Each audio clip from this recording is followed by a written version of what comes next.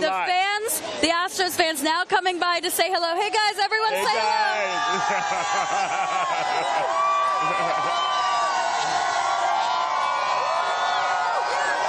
The parade has passed our area, and now we've become the focus here.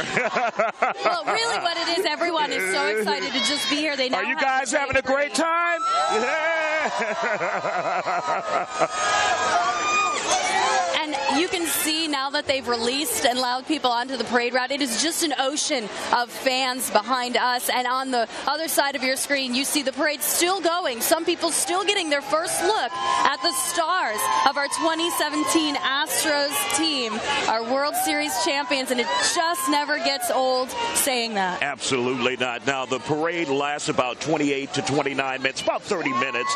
Total time passing by us, so they have to go down the rest of the route through downtown Houston, where people haven't experienced yet, where they haven't seen Jose Altuve on that double-decker bus. That was just so exciting for many of the people out here to see their star, the players, their champions in that parade pass by. And that trophy here in H-Town, here in Space City, for the first time in history, putting us on the map, folks. Absolutely. We have been trying for this for the last 56 years. Now you have to savor it, enjoy it, that you are the 2017 World Series champions. Thousands of people are out here thoroughly enjoying the day. Like I said, they're in parking garages. They're down here on the ground. They're right behind us. They're all over. And they will be out here for quite some time. Now, the mayor has a rally planned for the public at 3 o'clock. Right. I don't know if the parade will end by that time, but there's a strong possibility. Isaiah, I think all of these people have a lot of hours now left in their day to go celebrate together.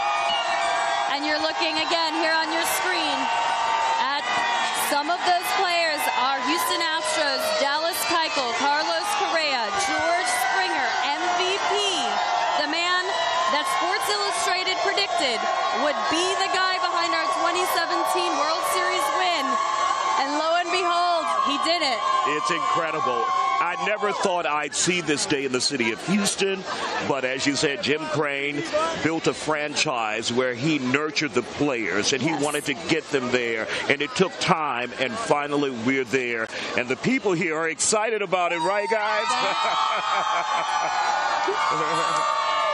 And Isaiah, you talk about nurturing. It was 3 years between when they got George Springer and when he made his debut. And in those 3 years, they had those 3 seasons with 100-plus losses. Then as soon as he got started, that's sort of the start of an era for many Astros fans. That was when things started to change. You're talking about a young, hungry team of players who now have a trophy and a championship that they may probably have only dreamed of. I mean, even as the games are going on, as we heard interviews from the players, they talked about how they just were so focused on the next game and the next game. Once you get there, I can imagine it's entirely overwhelming, even for them as they work through it. Now, many of the key players are here, but there's one player who's not here, Caitlin. Well, we didn't spot him. You're right. Justin Verlander, starting pitcher for the Astros. We did not spot him, and rumor has it it's because he's already in Italy, where he and his fiancée, Kate Upton, are going to be officially tying the knot. Congratulations. But we also had another player who went down on one knee after the World Series game. It was as if we needed another amazing heart attack moment for us in Houston. Exactly. There it was. He proposed to girlfriend Daniela Rodriguez, former Miss Texas. And you're looking now at more of the parade coming through on the later end of the parade route, getting close to City Hall, where that rally will take place in just about 20 minutes. Those players will exit off their buses, they'll head into City Hall, and they will come around and come out to a massive crowd. There's Dallas Keuchel now taking the trophy. He was one of the tallest guys up there, so I imagine he's going to hold it nice and high for everyone to see. Though his arms probably a little little bit tired. Adrenaline certainly helping at this point. Now, Jose Altuve is maybe a fire engine behind that one. He was on the double-decker bus, and people were excited to see him. Now, this 3 o'clock rally that they have going on at Houston City Hall is, I guess, almost like a pep rally, a hype rally. But believe it or not, I don't think people need to be any more hyped here. They are at an apex here. They are very excited. Exactly. They're very hyped here as a result of winning this championship. It's like a giant party right now downtown. All around us, you see crowds mingling, walking everywhere. They're offering to paint our faces at this point. The crowd, maybe in a little bit. She's got this great orange family. He's not alone. He's not the only family that experienced it. Bobby Dynamite, the man inside the train that we see at Minute Maid Park, now getting to lead the pack with city officials at the front of the parade. And they're moving towards the end of the route now, so that means that pep rally not too far away. They're right near Papa's Barbecue, getting close to City Hall, where, again, that huge rally, it's already packed, folks. If you're watching us, you're thinking, I should get downtown, you won't be getting anywhere close to downtown unless you want to park far and walk. And if you can, man, it is just a giant street fair. Exactly. No rides, no carnival rides, no booths, just people and excitement. And that is an incredible energy for us to be sitting in right now. And that's one of the things that you feel in downtown Houston right now is the energy. I had to walk 4 blocks. I parked 4 blocks away, and people were just excited. They were high-fiving me. They were excited about this. And we will have that rally at 3 o'clock, the ending to all of this, but just the beginning.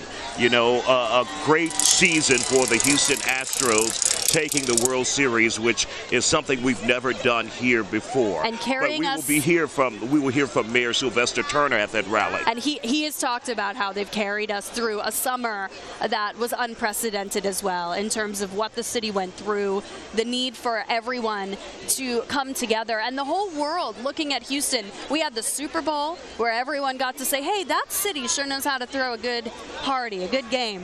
And then Hurricane Harvey in the same year, where they saw us all come together once again under different circumstances. And now here we are, the whole world looking at us once more, this time for a championship from a group of players who have had the city on their mind the entire time. Absolutely. And they've made that clear. This has been a great year for sports in Houston. From the Rockets, they did very well. Obviously, we didn't get all the way.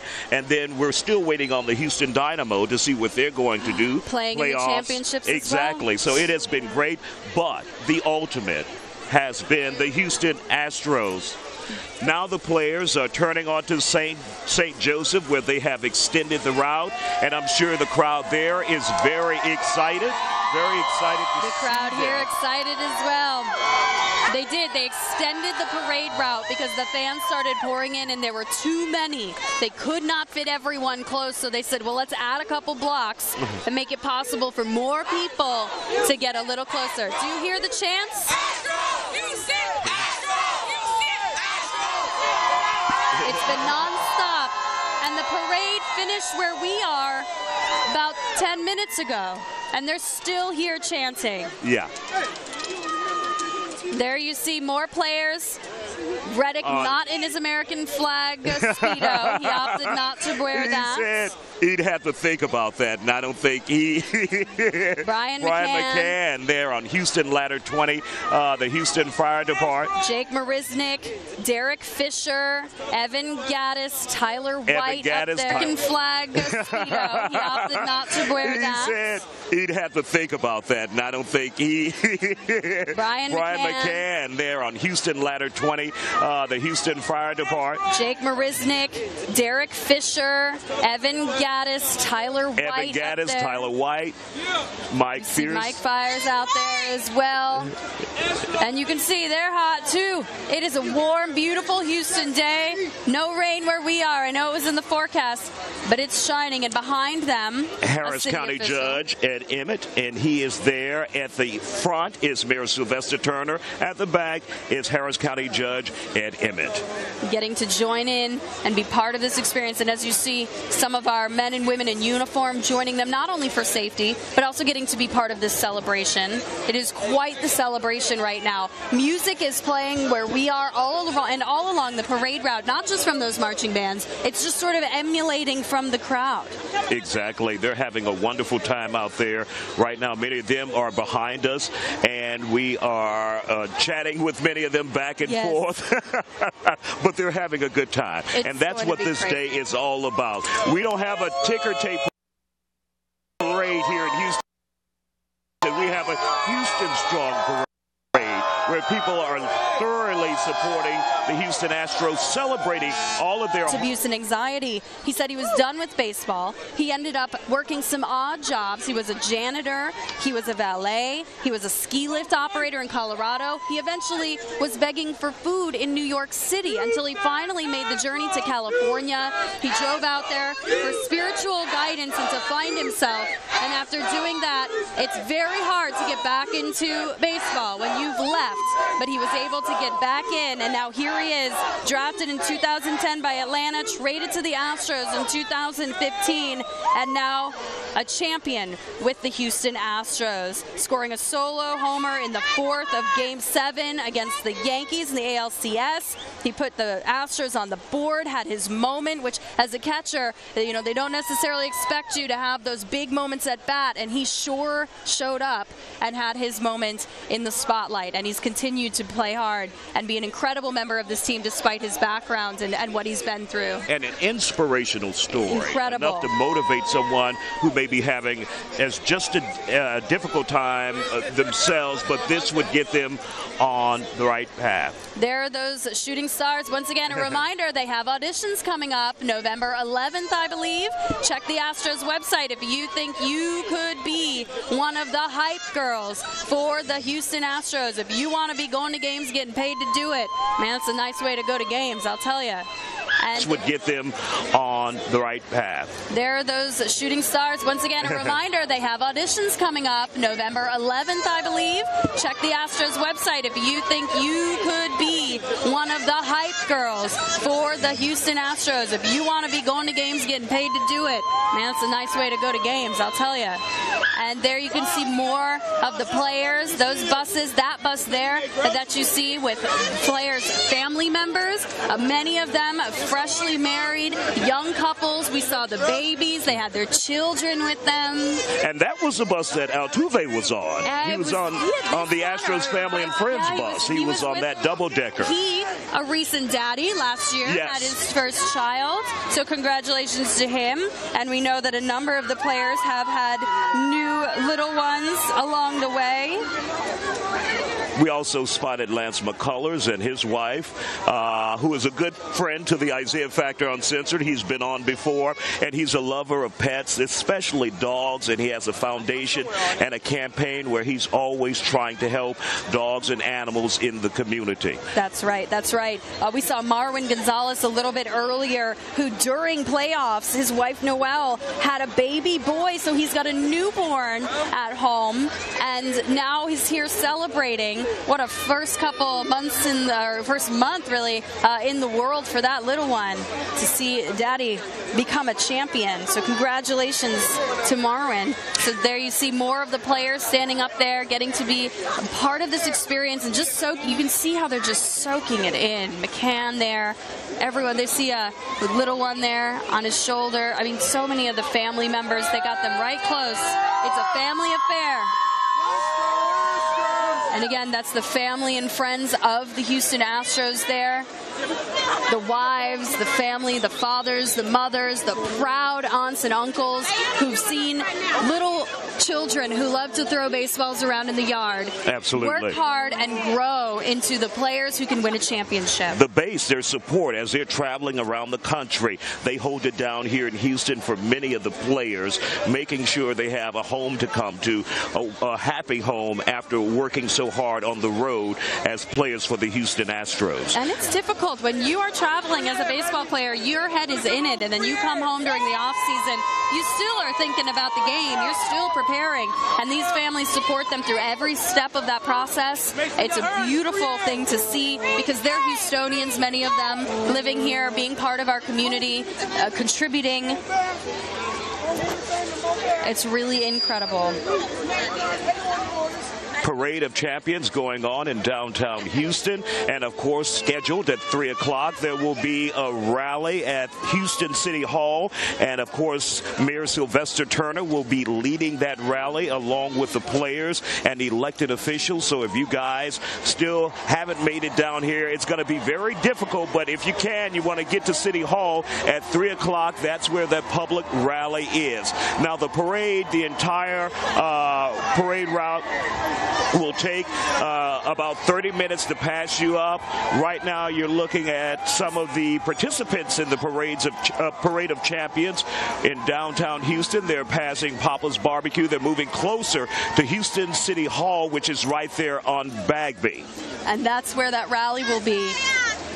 Huge rally where the people who were on the parade route likely unable to get close to that rally because people went straight to the rally to get a spot this morning to see that aspect of our celebration.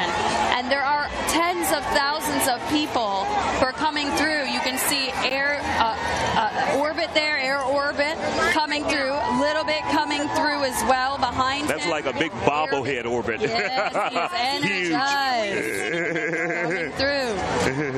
And it is packed out there.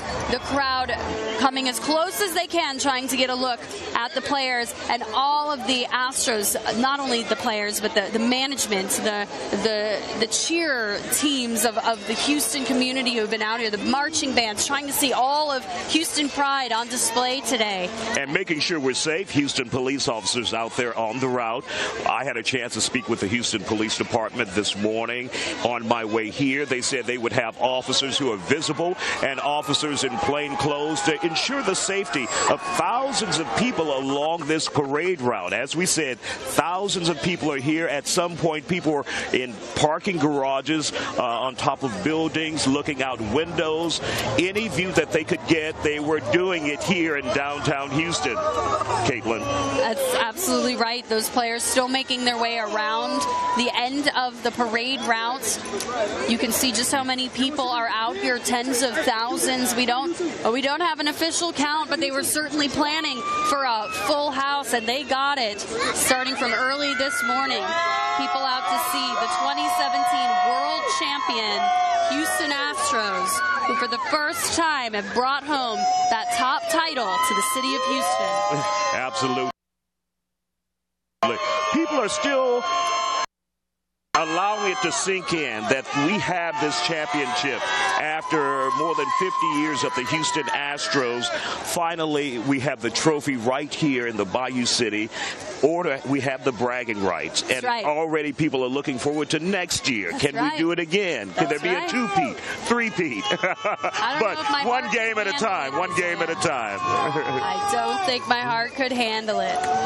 So this parade put together in mere days, because it was just days ago that the win happened, that we took it all, that these streets were filled with people cheering on what was a heart-stopping final series, what some are calling one of the best World Series in history. Absolutely. That's what they're saying. One of the best games that they've ever had when it comes to Houston, we have bubbles. Bubbles everywhere. No ticker tape, but we have bubbles in Houston. We saw the confetti, too, that was flying, bursting into the sky, sort of floating suspended because there was so much energy on the ground that when they fired the confetti, it couldn't land. People were reaching and shouting, and it just sort of swirled above them in this, let's call it a magical snowball of Astros energy. It was incredible. This is a historical moment, and Caitlin, frankly, I'm very excited and proud to be a part of it. And living here in Houston, I was born in Baton Rouge, Louisiana, but got here as fast as I could. And, and just in time for the victory. That has been part of their story as the Astros, that so many people have become Astros fans over this summer because of what we were going through with Harvey. This gave us all something to come together and watch and do together. And some sports clubs, the fans are finicky. They say, well, you've only been a fan for so long, you're jumping on the bandwagon. There was none of that with the Astros. Everyone welcomed new, old, young, people who just moved here, people who've lived in Houston forever have been welcomed. And you see here the performances happening down at City Hall, hyping the crowd as they prepare for the players to officially arrive. And those players are just blocks away. You see them on the right side of your screen, almost here, getting ready to perform, or not really perform, just show up. It's not a performance. All they have to do is be there, and the crowd's going to lose their mind. Exactly. Now, if you want to get to that celebration going on at City Hall, you have about 2 minutes before it begins. At least we think it will begin. Obviously, they want many of the participants in the parade, and the mayor is kind of at the 15-minute mark of the parade, right in the middle with the players, so it'll take some time before the parade actually wraps up, but it has already passed our area. We're on Milam at McKinney in downtown Houston, where we have still, I would say, dozens and dozens or hundreds of people just around us in the Fox 26 stage. They're fully hyped. They're excited. They're excited for the Houston Astros, the 2017 World Series champions. And they don't want to let this end, Isaiah. None of us really want this to end. It's been such an incredible journey.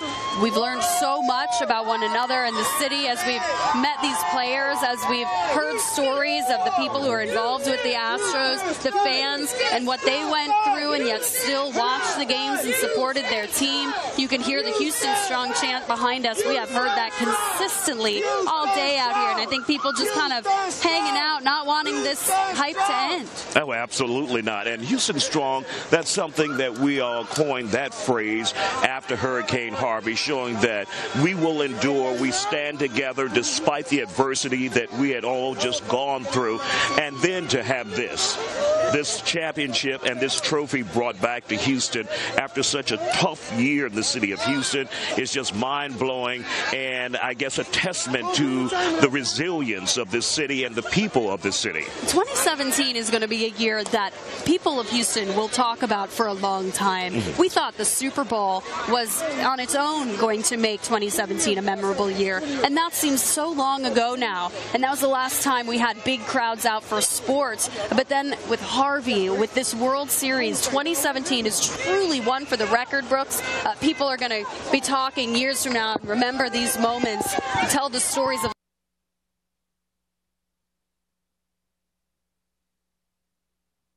living in Houston during these experiences. And we know so many of you watching from home, you have been through hardships. You are still struggling after Harvey, and we know we have a long road, all of us, to take together. And we're cherishing this moment as a city and as a community to take some time to celebrate the fun of baseball, the fun of playing a game, the fun of cheering on the team, and having something that can bring us together and bring smiles to so many faces. And one of the things that we tend to forget, many of us, is because many of us weren't directly impacted by Hurricane Harvey. We think, okay, we've gone through that. Now we have this championship. But there are people who are still trying to put their homes back together, who have lost loved ones. But this championship brought them some relief, some joy, just for a moment where they can celebrate. But then tomorrow we go back to rebuilding our homes, putting our lives back together, and having to remember, in order to keep from crying, that we're Houston Strong. And we'll hold on to that energy.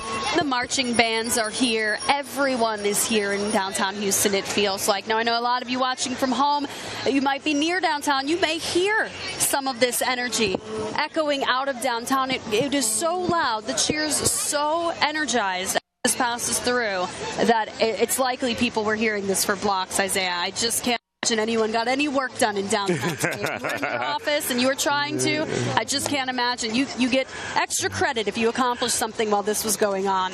More than likely, many of the people downtown may have taken the day off as well, or at least slipped out of the office for a prolonged lunch break. And that's what exactly. You know, I went down under in the tunnels in the downtown system, and people had on their Houston orange, and they were excited there, and they were high-fiving each other as Mayor Turner said, this is the type of event that brings the entire city together, despite race, despite ethnicity, despite religion.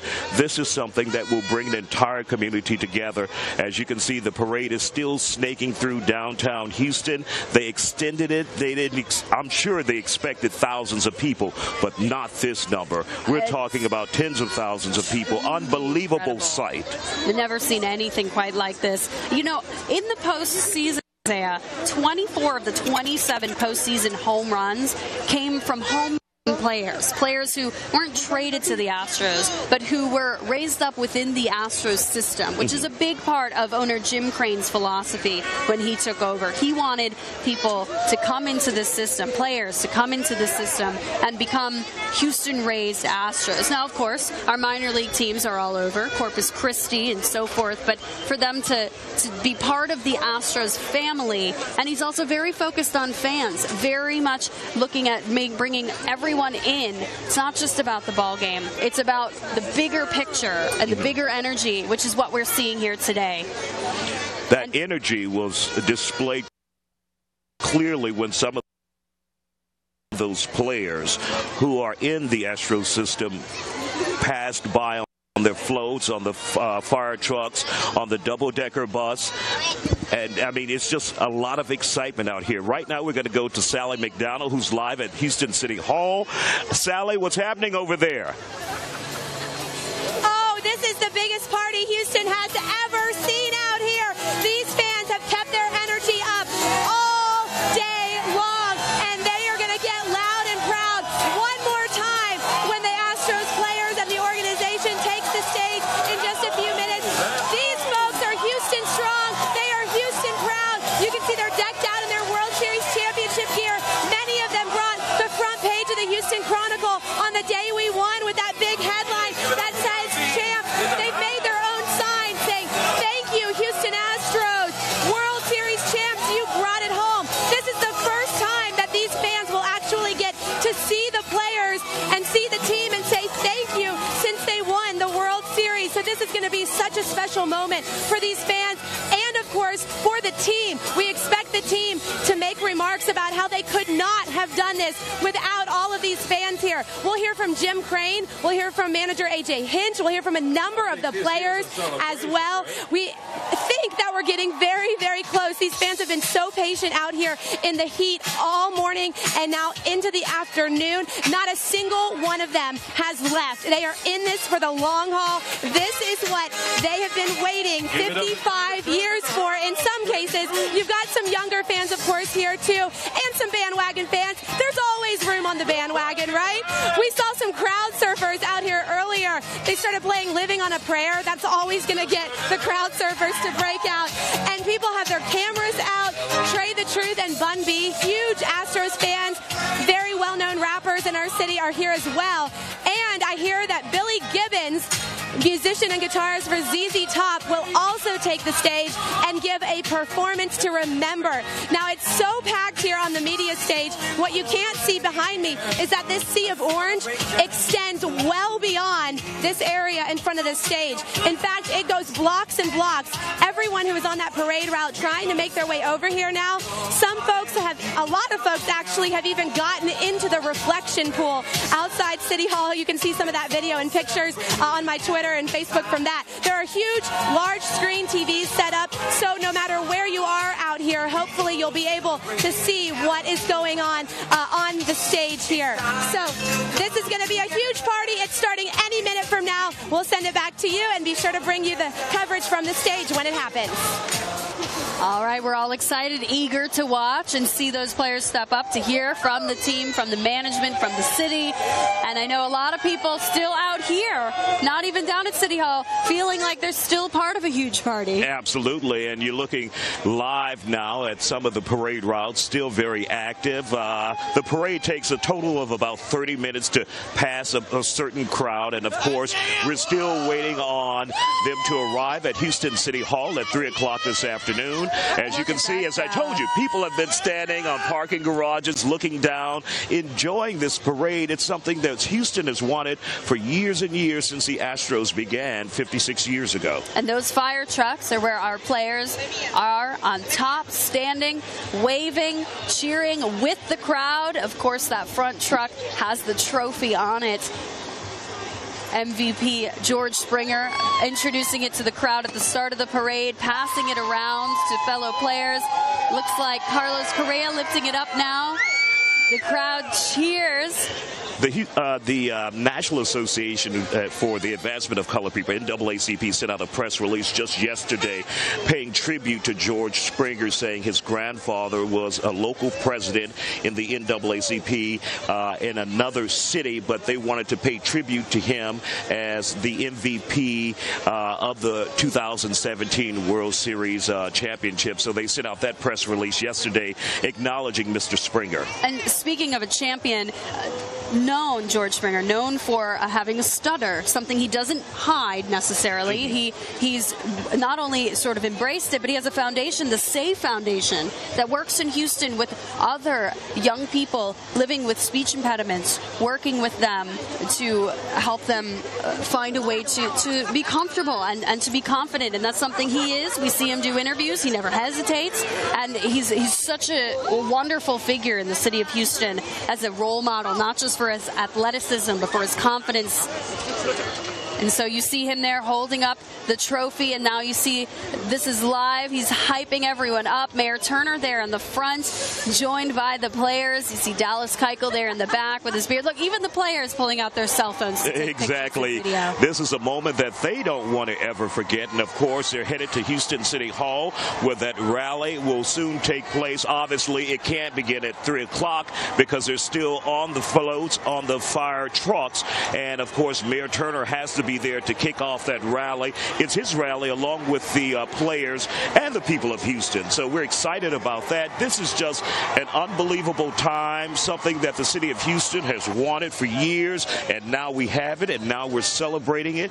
We have people around us just excited with the energy that the Astros are the World Series champs. And again, you are looking at Carlos Correa, George Springer, Dallas Keuchel, and other players on the front of the first fire truck of many, carrying the entire World Series team, their family members, their little ones. For them, this is a surreal experience. To us, on the ground, they are champions, they are heroes, but they're also someone's son, someone's husband, someone's father, and they've accomplished something huge and get to share this moment with their family. So we're just so proud of them. We're so happy that they get this, and it's so great to see them enjoying this and that they're still hyping up the crowd as they go through. And so many of them are very, very young. They've achieved this milestone at such a very young age, a very young team.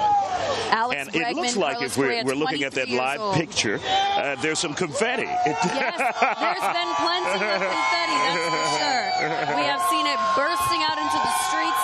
It is all over the sidewalks, even in the areas where the crowd has cleared out. We're going to see that confetti showing up as we're driving around. It's getting stuck in people's cars. That's fine with me. I think I'm going to grab a fistful of it before I go home, keep it in jar. Remember the moments. I always hate to think of the cleanup crew will have to come behind all of us and clean up all of this confetti and all of this trash left behind. But, you know, Houston, we're used to this. We know how to put on a big party. And soon as we move out, they will move in and clean up and have Saturday off. We've got the best city team that anyone could want to take care of all this. We saw how they handled Super Bowl. You talk about young players like Lance McCullers, 24 years old, Charlie Morton, he's 33. He's on the older end. And for 33 to be the older end of anything is proof of just how young this team is and how spread out If I were on that team, I'd be a senior citizen. You could be a bad believer. I believe in you.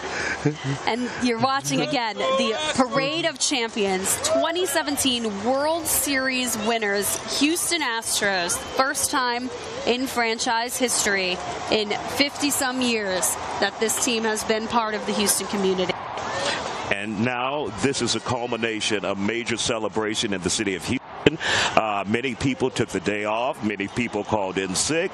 The Houston Independent School District actually closed schools, saying that 900 people after the big game called in sick. By the morning after, they had so many calls. They said, we might as well just and a shout out to all the parents. I know that was a struggle for some, but hopefully you're able to enjoy this and found a way to be with your kids for this. And there you're watching more players there on the screen coming around on Houston fire trucks, getting to be with some of our heroes, getting to be out there in the community, seeing so many people. You can see how densely packed those crowds are still, how exciting these people have been standing there for 3-4 hours just to get a glimpse at our heroes. And of course, the next stop will be Houston City Hall, where the mayor has a public rally planned for the players and the supporters and Houstonians in general, and that was scheduled to begin at 3 o'clock. Obviously, the parade is taking a little bit longer than anticipated, and plus they extended the route a bit, so we may not actually see the start of that rally at City Hall until maybe 4 o'clock this afternoon. Which is fine. Everyone took the day off. We've got all day to enjoy some Astros glory. We'll soak it in as long as we can. Now, of course, the season's ending. This is our last day of sort of Astros celebration, but I imagine we're going to see a lot of Astros shirts, championship hats being worn, because this represents something so much bigger to the city of Houston than just a sports championship. This is a comeback for a city that just months ago was completely underwater to historic levels. And here you see our city not only back up and at it, but everyone out together. We know that there's still recovery underway, but the bounce back of this city has just been incredible, and we're so proud to let the world watch and see that. Absolutely. When you go out in the community and you meet individuals as a reporter and you hear their stories and what they have to endure, and you feel their pain when they walk into these homes that are still destroyed. Some can't get insurance coverage on, some can't get repaired, and they just essentially are in pain. But to have this happen, to give them a moment of relief, a ray of light in complete darkness, that's why we say Houston strong, because people are able to come back, people are able to stand together with each other and make a difference in this community. And that's what we saw after Hurricane Harvey. That's what we see now as people come together to support and celebrate the Houston Astros. That's one of the things Mayor Sylvester Turner told me this week. He says, when you bring people together in sports and situations like this, there's no race, there's no color, there's no ethnicity, there's no religion. It's just people together enjoying themselves and having a good time. And Mayor Turner right there on the front of the fire truck there at the start of the player section of the parade. He's joined by World Series MVP George Springer holding up the trophy. There on the left side of the mayor, Carlos Correa. Two big players. One's MVP, one's newly engaged. Yes. Betrothed. Shocked all of us I felt when like that happened. Said yes to us. Yeah, exactly. It felt personal watching We're that marrying her. It was wonderful. I hope they'll invite us all to the wedding. Absolutely. We'll ask if they'll let us take it live. Maybe we can cover it, right?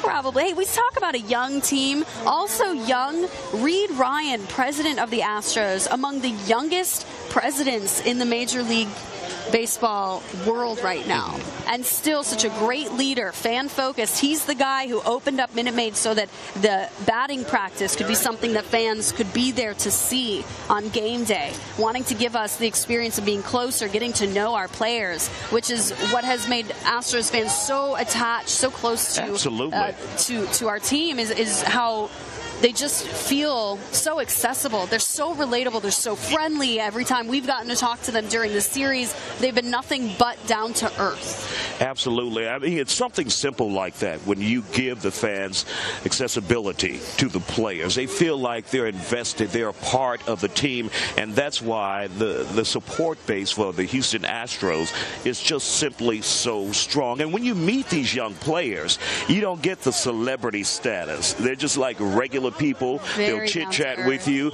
They'll laugh with you. It's just incredible, this young Houston Astros team and the difference that they've made in 2017. But as you can see, the parade of champions still going on, still winding down the streets of downtown Houston. these players will soon start getting off of the fire trucks and, of course, the double-decker buses, and their family members and friends will soon get off. So we're going to watch that and keep an eye on that valuable trophy that's now in the city of Houston. That's right. That's right. I know you were looking at they had the parade version of the trophy, the large one that down the streets. You were eyeing that. I don't think you'll be getting a chance to hang out with this trophy, but these gentlemen have certainly earned that chance. Our mayor now holding on to the trophy, passing it back. You see some of the players with their children, some of the family members mixed in there, getting to see and experience all of this alongside. And they're being escorted by some more heroes, Houston police officers, Houston firefighters, who put their lives on the line on a daily basis for us to protect us. They're that first line of defense right here in the city of Houston. And we have two sets of heroes right there, sports heroes and everyday life heroes. And we need both to make our lives complete, to make sure. An incredible year, Isaiah, when you think about being a young person and the number of examples you've seen of great people, great heroes, and the stories we've gotten to tell between Harvey, now the World Series, knowing the stories of some of these players. You know, Carlos Correa, coming from Puerto Rico, his family was not wealthy. They had to struggle, and then he was drafted, the youngest ever to enter the draft. He was first overall pick 2012 by the Astros, the third Latino ever to be a first overall pick in Major League Baseball. The only other two, Alex Rodriguez and Adrian Gonzalez. So that is an incredible accomplishment, and still such a humble guy. We got to be part of that proposal right after they won the World Series. He just, having these moments in front of the camera, he's not too big to share who he is in his personal life with all of us. And when that happened in the newsroom, you know, obviously we're journalists and not supposed to be biased or whatever, but when he proposed it, everyone in the newsroom started clapping. It was an exciting moment. You know, it feels like you're part of that family. You're part of this team, and a key to that is getting public involvement, like you said, allowing the public in to see practice. And, of course, when you bring it all home like they've done this year, you can't help but feel excited and proud of those players, those young players like Jose Altuve, making a difference right here in the community. And like you said, many of them are not just athletes, not just stars, but they're also giving back. They have various foundations, different various foundations around the country and right here where they focus on issues that are important to them. Now we're looking at the fire trucks in downtown Houston, where the players are now getting off near City Hall, and they will head to the rally stage. Yeah, we'll see them there shortly. We've got our cameras down there ready. We know performances have been going on, getting the crowd energized, a crowd that has been there for hours since early this morning, getting a good spot so they can see. But of course, we'll keep our cameras on so that you can get a good view of all the celebrations today as we continue. Again, this parade had to be extended. They had to increase the length of the route so that they could accommodate all the fans who came downtown. So now just at 3:20, they're finally making it to City Hall. None of us in a rush, though. All of us enjoying. Everyone downtown sort of wandering around, meeting each other, reading each other's signs, saying hello. It's Astros fever in the city right now. Everywhere you look. Don't come downtown if you're not looking to be part of a party right now. Exactly.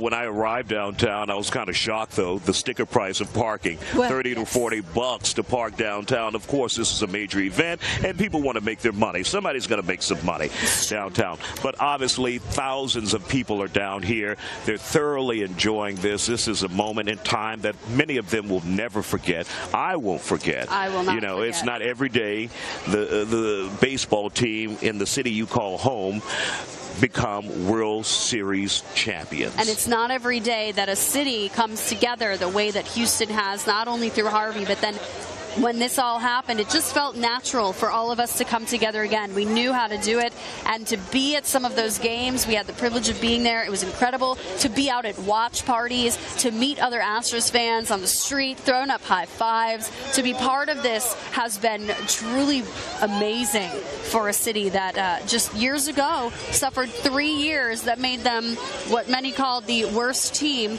in Major League Baseball. To see this turnaround over the course of just a couple of years is fantastic and so exciting, and such a tribute to the hard work of people like you see there, Carlos Correa down there, newly engaged. And headed to Houston City Hall, where that rally will soon begin with Mayor Sylvester Turner. We saw a picture earlier, live view of the City Hall, and people were in the reflection pond just enjoying today. Enjoying the day, thoroughly enjoying. As we said, there were tens of thousands of people in downtown Houston. I can't wait to hear the official account. We have people behind us. They're still here enjoying it. The parade in this area is long gone, but they're supporting the Houston Astros. They have the day off. They're enjoying it like we're enjoying it, Caitlin. Absolutely. You see there on the left side of your screen an example of what most of the parade area looks like now after the floats have passed. You can let a little traffic through, but you've got a sea of fans still wandering about, enjoying each other, enjoying the parade. And then on the right side of your screen, you see the players, our Houston Astros, World Series champions, exiting off of the fire trucks, now heading into City Hall, where they're going to take part in a huge rally, which we will broadcast to you live as it happens. But they're still getting there. The crowd, they're still getting hyped up with musical performances. We've had musical performances from the marching bands. We've seen the city come together. It's been truly an incredible afternoon. Absolutely. And as you can see, a lot of Houston Astros fans behind us. Hey there, guys. The parade has long passed this area, but they're hanging in there with us.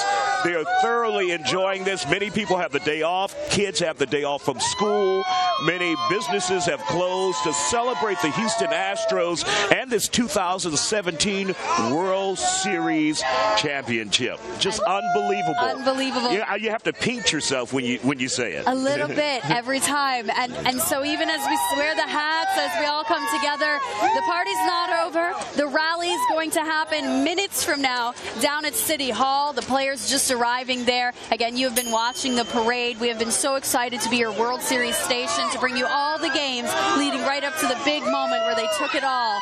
And the Houston Astros brought so much pride to a city that has come together and found pride in one another. Now to have them sort of embody that, it's been so exciting. Absolutely. And of course, there will be a public rally at Houston City Hall today. As you saw, many of the players are disembarking, getting off of the fire trucks. They will meet at the steps of City Hall, just in front of the reflection pond, where people are already jumping in the water, yes, having a good time. But they will have a chance to hear from those Houston Astros players, city leaders, as well as Mayor Sylvester Turner. And that will begin in just a few. So if you're headed to downtown Houston, it will be very difficult for you to get down here, first of all. So you may just want to watch it here on Fox 26. And we're looking at the stage, the stairs of Houston City Hall there on Bagby. We're waiting on that program to kick off. It was scheduled for 3 o'clock, but because of the parade, the size, the route was extended. It may take a little time more before everyone is able to kick off that rally for the public here at City Hall. But the players did just arrive. They're starting to get off of the fire trucks, head into the building, and they'll be exiting out right onto that stage to, I can only imagine, the energy as they've had musical performances down there. We've got our camera live and ready, as you see, to watch them come out, to hear from owner Jim Crane, yes, who's going to be speaking. Jim Crane, a self-made man, moved here, had to borrow $10,000 from his sister to get his first business started. Now a guy who runs the Astros, makes decisions that have led to where we are, building up a team through the minor leagues to stars that we see today. George Springer, Dallas Keuchel, Correa, Bregman, Altuve, McCullers, all homegrown players who have been Astros since day one and are here celebrating a championship as no Astros team has ever done before. And, of course, we've seen Hall of Famers like Craig Biggio. He's along with the Astros. He's long been a part of the Astros, and he's there at that celebration at Houston City Hall. And likely we will hear from the legends, Hall of Famers, those who have played a key role in building the franchise. But this new young team, they've taken it to a new level like we have never seen before here in the city of Houston. And that's why we're out here in downtown Houston celebrating those young players who have made a difference with that franchise. And Jim Crane, obviously he had a game plan. They followed that game plan, and as a result they became the 2017 World Series champions. And today we're celebrating, recognizing, acknowledging those players and the ownership, their hard work all together right here in this community, Caitlin. And I can't stop from smiling because everywhere we look there are Houstonians in groups talking to one another, holding up their signs. You can see the crowd behind us. Are you guys still doing okay?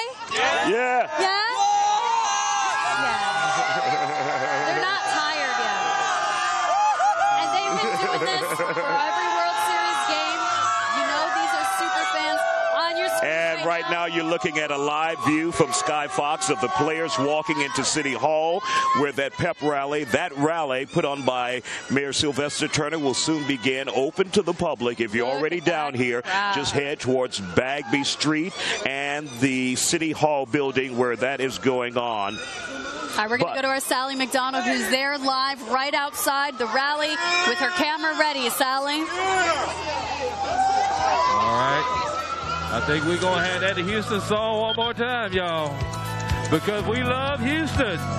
If you love Houston, make some noise. Oh! Houston, got it going on. Houston is a place that I call home. Houston.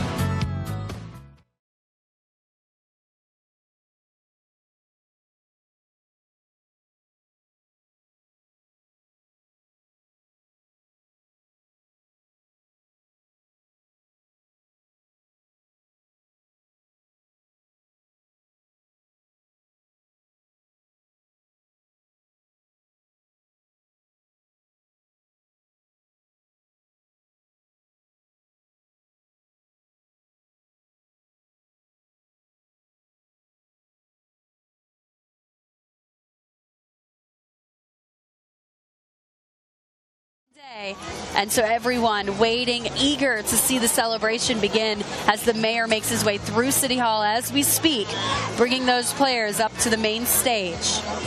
This is a very historical moment. After a season, a year of work for the Houston Astros, it has paid off in this, a celebration of their hard work, their effort, and their success in getting to the World Series and winning the 2017 World Series championship. And people are here. They're very excited, very supportive. Tens of thousands of people in downtown Houston, people who have taken off. Some school districts have closed in order to allow people to participate in this celebration in downtown Houston. Caitlin, there was one guy who started an online petition to try and have it moved to Saturday because he said most people cannot get Friday off. Well, the city said, no can do, sir, and we moved forward, and it was held today. Can you even imagine the crowd if it had been a Saturday? Oh. I mean, Isaiah, I've never seen so many people in one place in Houston. This is just incredible, and a Saturday would have been even larger. And I know many of you are watching from home. You had to work, so maybe you're watching from your office. So we're so glad we could bring this moment to you. And there you see city officials getting ready to welcome the Houston Astros onto the stage downtown at City Hall, the official rally hosted by Mayor Sylvester Turner to celebrate our 2017 World Series champions. Many of the people have opted not to go to that rally. As you can see, Caitlin, here behind us, many people are actually leaving downtown Houston. But there will be a significant number of individuals who decide and will go to the rally. But many Isaiah, of them, they couldn't fit down there. You saw that crowd. Exactly. At this point, there's no getting close to it. And after a while, you've been here since like 7, 8 o'clock in the morning. You know, it's time to go home at about 3:30. They've done as much as they can. Ride out that Houston Astros energy and enjoy a beautiful day in Houston. The weather, lovely. The clouds starting to come over downtown, blocking a bit of the sun, so it's lovely, little wind blowing. It's as if Mother Nature is also an Astros fan. Cooperating with us. We have a cool breeze going by now. Obviously, there's been a lot of humidity out here, and then we had a few minutes of sun directly on us, but it's been pretty good out here. That's right, and we're waiting right now with our Skyfox camera over City Hall, waiting to see our Houston Astros take the stage. We just saw them getting off their fire trucks behind City Hall. They're going to be making their way through. They have their families, their children with them, and soon they'll all join on stage. And we'll hear from our mayor, we'll hear from team leadership, owner Jim Crane, an owner who founded the Astros Community Leaders Program, a program that has renovated dozens of ballparks in our communities to allow children to have access to facilities where they too can enjoy the game of baseball. And it is just a game, and yet here we are making such a big deal because it becomes something so much more than that when a city like Houston goes through what it's been through and then has a reason to rally and to see greatness come to us. And any event that could bring people together despite race, despite ethnicity, despite religion is worth praising, is worth being a part of, and that's what the Houston Astros have managed to do with this season this year, bringing the community together, making us Houston strong once again.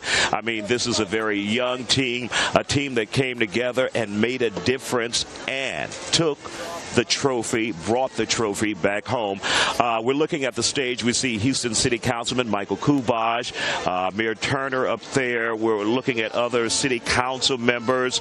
The parade, the rally actually will soon start. So that is wonderful. It has been a great day out here, wonderful day out here. Lots of people still out here behind us, but thousands of people. No, not quite yet. They've had the day off. Kids had the day off from school. So this has been a great day, Caitlin. What are you guys doing after the parade? Cheering. We're just going to keep cheering. And that's sort of the vibe. Everyone having a sort of special holiday in honor of our Astros. A chance for all of us to breathe. It's been a tough run. There's a lot of moments where I thought my heart was going to explode watching these games. I mean, things were very exciting games. You know, we were stuck in extra innings, but it was all worth it in the end. You know, we saw so many players step up. There was no one star to the 2017 World Series run for our Swing for the Ring. We saw so many players have amazing moments out there. Players who have incredible backstories. Players like Evan Gattis, who has struggled with homelessness and substance abuse and abandoned baseball for years, only to come back stronger than ever and to become a World Series champion, to share his story for the sake of helping others. It's incredible that we have these champions that we can welcome home and that we can proudly call ours. And one of the things that we will likely see at this public rally may be Astros Day named official by the mayor of the city of Houston. Many of the players will likely get proclamations declaring it their day in the city of Houston. The city council members will also likely give them proclamations declaring it Jose Altuve Day, Carlos Correa Day. Likely we will see that from city officials and state, local, and national officials. We'll probably have Sheila Jackson Lee, Congressman Al Green likely will participate and present proclamations as well to many of these players, and they deserve it. They deservedly to get these proclamations and acknowledgement for their hard work here in the city of Houston. And we saw state leaders here. It's not just the city celebration. We saw Governor Greg Abbott. We saw Lieutenant Governor Dan Patrick in their Astros jerseys in the parade coming along the route. They will be part of this celebration as well, here celebrating Houston. The last time that we had both of them here, I believe, was during Harvey. Or at least the last big moment that we had to have state's attention, the country's attention on us, was during one of the hardest challenges the city has faced. erased. And here we are, back downtown, an area and a city that was covered in water, now alive and well and celebrating a championship. Absolutely. And during Harvey, many of the Astros players themselves had to suffer through because they received damage. We heard about Jose Altuve, and of course we have family members. Players have family members who are in Puerto Rico as well, dealing with the hurricane in that area. So they not only had to keep essentially their game face on, but they had to deal with their home and their disasters and situations that they had to go through personally as well. And they shared those stories with us. They had to play right up to and then right after. Then as you see here, you can see Trey the Truth on stage, one of the performers who is part of the celebration now. Another man who has, and Bun B, you know, Bun B has been an Astros backer and fan for many, many years.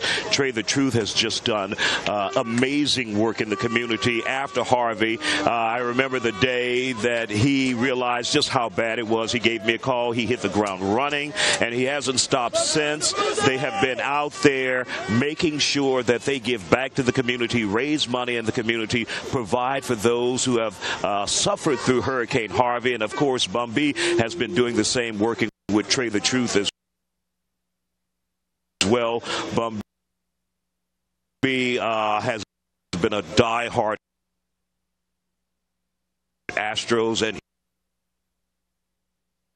Houston Dynamo fan, and he is out there, of course, with the team, and this is a day he is sharing with them as one of their biggest cheerleaders on a national stage as a celebrity. And really today is a parade of champions. We're adding the Astros to a long list of champions that Houston has discovered and found through the process of Hurricane Harvey and the recovery process. Like you said, Trey the Truth, Bun B stepping up for their community. So many names like that who we've had the opportunity to get to know, to hear their stories. Now adding our Astros in terms of role models for our community, people that we've watched them grow as members of this team. They've come up through the minors, and it's just been incredible to see what Houston has gained and what sort of blossomed here over the past several months. And of course, we are waiting on this Astros championship rally to take place at Houston City Hall. Obviously, if you're in the area, you might want to get down there. Lots of people down there, thousands of people down there already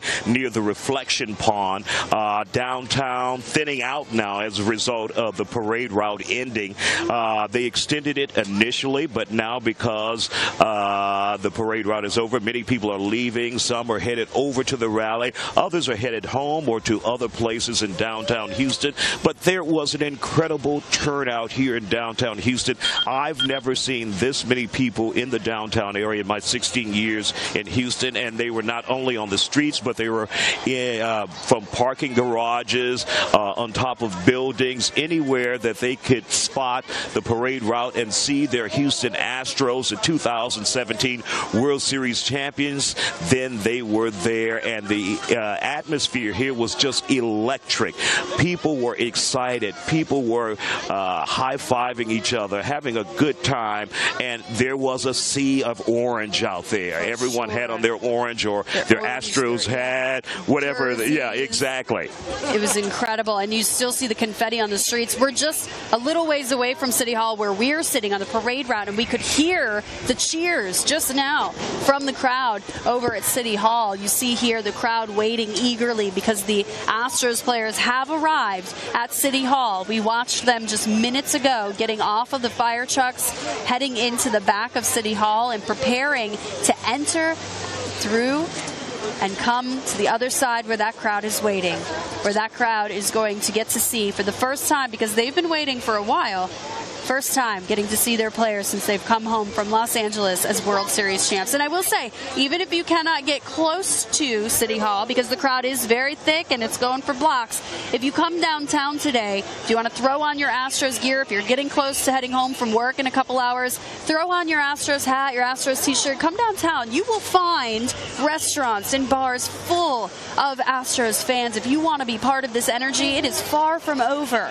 And we will, of course, be here live through all of it, but if you want to come down and be part of it yourself, even if you can't get close, you will find the party. Yeah, that's an understatement. It's tough to get into downtown Houston right now. It took me about 30 minutes, and that was around 10 this morning. So imagine trying to get here now. But people are leaving. Everyone's not going to that rally at Houston City Hall. That was scheduled to begin at 3 o'clock. Obviously, that can't happen because of the parade route and the players just getting off the fire trucks along with the mayor. And we see Bumby there. We see Trey the Truth there up on the steps of Houston City Hall. They are walking down the steps. Hopefully, the program will begin. There are people there in the reflection pond just cooling off, chilling in the water, enjoying the day. Obviously, many school districts shut down for this. Some people took the day off, vacation day, called in sick, what have you. They found a way to make it here to take part in this celebration of the Houston Astros. Thousands of people were along the streets of Houston, downtown Houston. They were also so we're watching the side entrance where Orbit has joined, getting the crowd ready. Let's listen.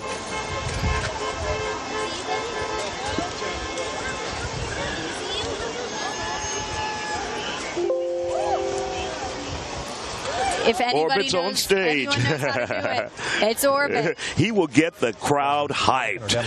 If things go wrong. There he is. And what a journey for Orbit. 2013, he came back as the mascot. Make some noise, boys. Let's listen. Out of retirement.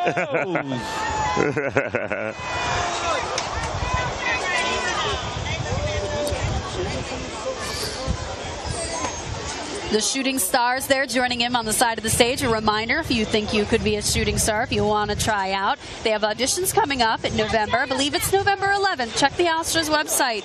But these are women from the Houston community who get to go and get the crowd energized at every home game and at many community events. I think we almost there, y'all. We almost there. It sounds like they're about to get the party underway at Houston City Hall for this Parade of Champions. The rally at Houston City Hall put on by Mayor Sylvester Turner. And many of the participants, we've seen Bumby up there. We've seen Trey the Truth up there. We've seen City Councilman Michael Kubosh, Dwight Boykins, and others, elected officials there. Obviously, we saw the governor today, the Lieutenant Governor Dan Patrick, all taking part in this celebration to pay tribute to the Houston Astros and their 2017 World Series championship. Thousands of people came out in downtown Houston today. Just an amazing sight to see our city come together after going through and enduring a tragedy like Hurricane Harvey just earlier this year. I remember back on September 2nd, I was out reporting. I thought it'd just be some rain. And then near I-10, cars were already underwater within a few minutes. And so from that point on, the devastation just continued in the city of Houston. People are still trying to recover, still trying to get their lives back together. But this gave us a brief break, a chance to celebrate the Houston Astros. Governor Greg Abbott, Mayor Sylvester Turner, Lieutenant Governor Dan Patrick in the crowd there. I think you see him. So our city, our state officials coming together, coming out, prepared to welcome the players who are behind them, behind that screen, soon to join them live on stage. And the crowd is energized. Astros!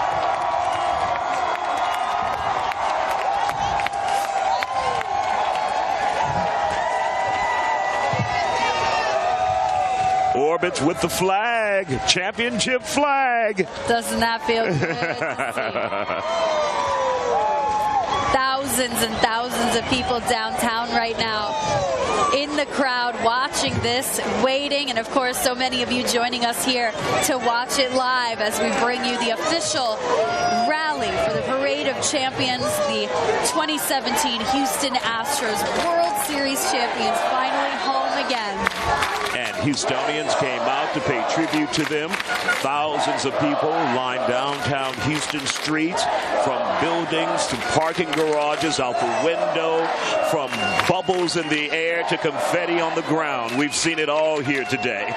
It's been a great day. People are just thinning out of downtown Houston, but there's still those who are at the ceremony at Houston City Hall on Bagby Street. So if you're in the downtown area and you're already here, you don't have to drive here. You can walk there. You'll just make it. But we're waiting on Mayor Sylvester Turner to take the stage. We have Orbit there, getting the sure knows how to do it, get the crowd hyped. That's right. We love the Astros, y'all.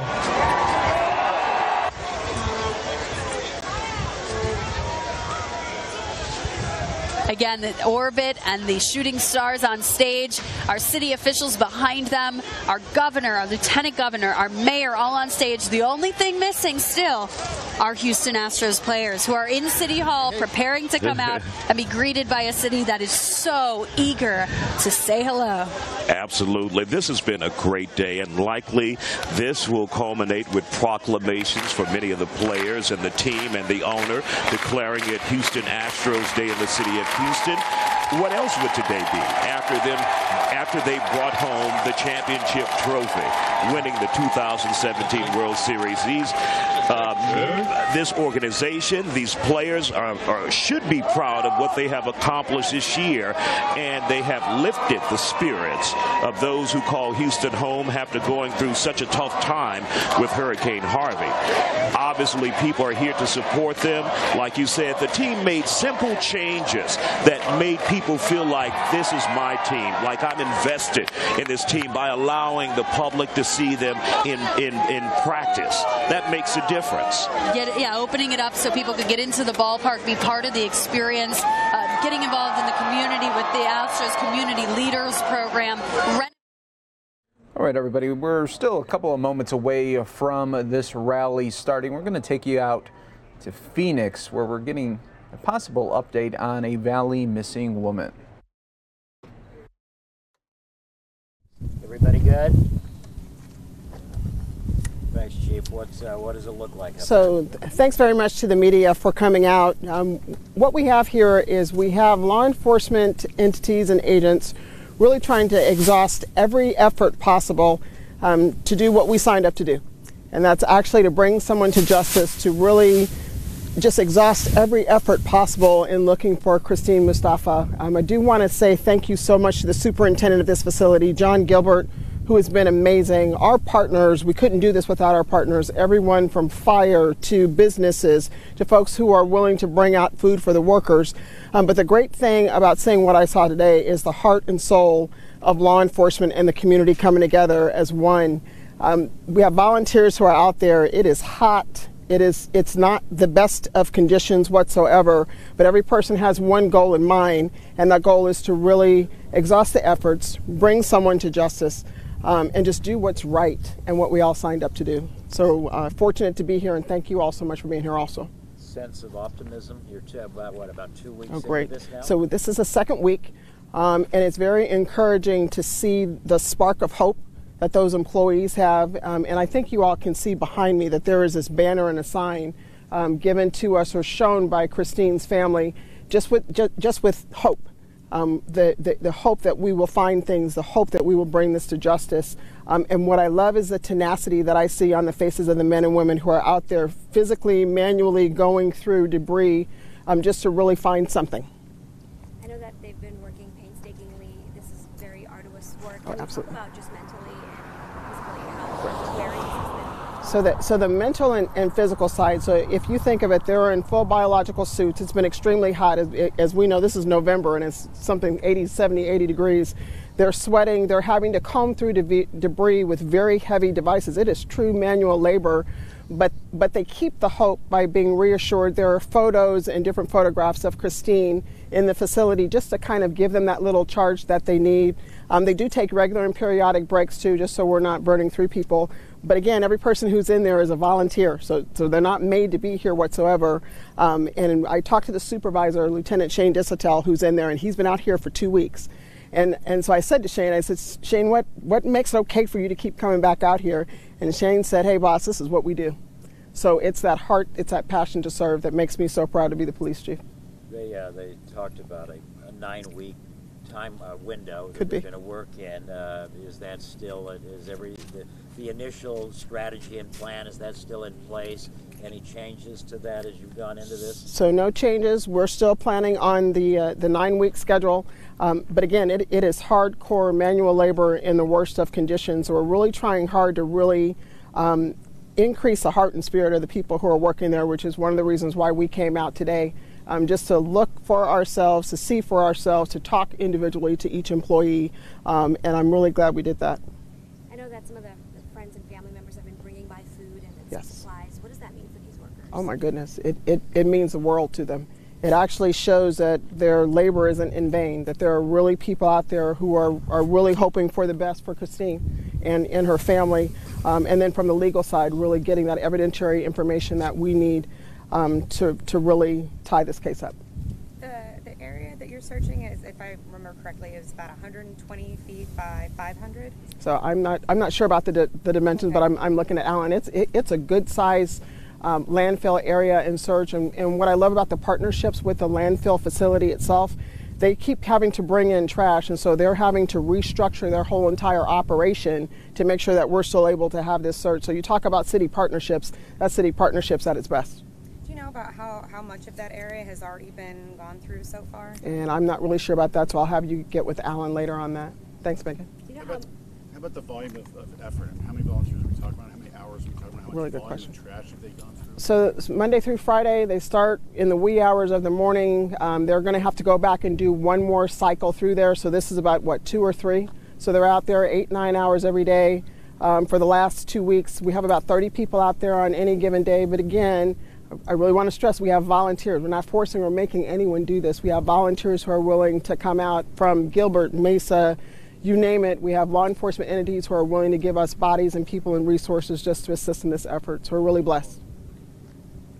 Do you have any idea what she was wearing the day that she was missing? Like, is there a certain color shirt or anything That I wouldn't know. And there's a part of me, Megan, and you all know this, that's part of the investigation integrity that we need to maintain too. So again, we're here for hope. We're here because we took an oath to make sure that we're going to exhaust every effort to really try to find Christine. How hopeful are you? I am so hopeful, and I'm so prayerful, and to be honest, I'm a mom. I'm a wife. Christine was a wife. She was a mom. Who wouldn't want to search for someone like that who's just a good person? I know that in the past, statistics have shown that these landfill searches, the probability of finding things is pretty low. What keeps driving you and the crews out here? And, were there a lot of tips that led you to the spot that is giving you that confidence? So from the investigatory standpoint, I'm not going to answer the tips part. What I am going to say is you are correct. It's a low probability, but do you put a price tag on taking the oath of office and saying that we're going to exhaust every effort? And I say, no, you don't put a price tag, you don't put a time tag. You even take the low percentages of finding someone, but I'm so hopeful that we will find it. I'm truly hopeful, and I know this for a fact that Christine's family really appreciates the effort, and to be honest, I think the community appreciates the effort. Speaking of price tag, is there one yet? There is one, but I'm not going to tell you what it is because I'm not going to put a price tag on this. It's the right thing to do at the right time for the right reasons, and this is what the police department and the community bands together to do, is just to come together to work together. Are you guys working weekends as well? It's my understanding we are not working weekends. Are we working weekends? No. So it's Monday through Friday. Thank you. Is that it? All right. I'll just stand here while you guys take your stuff. And then Megan, any details you guys want?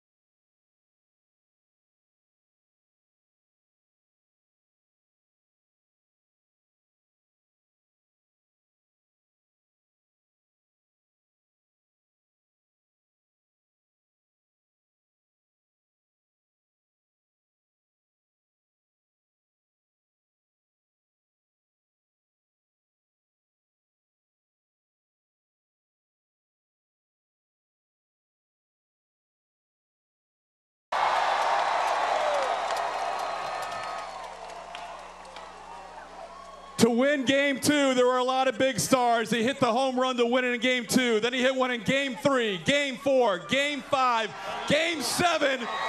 The World Series MVP, George Springer.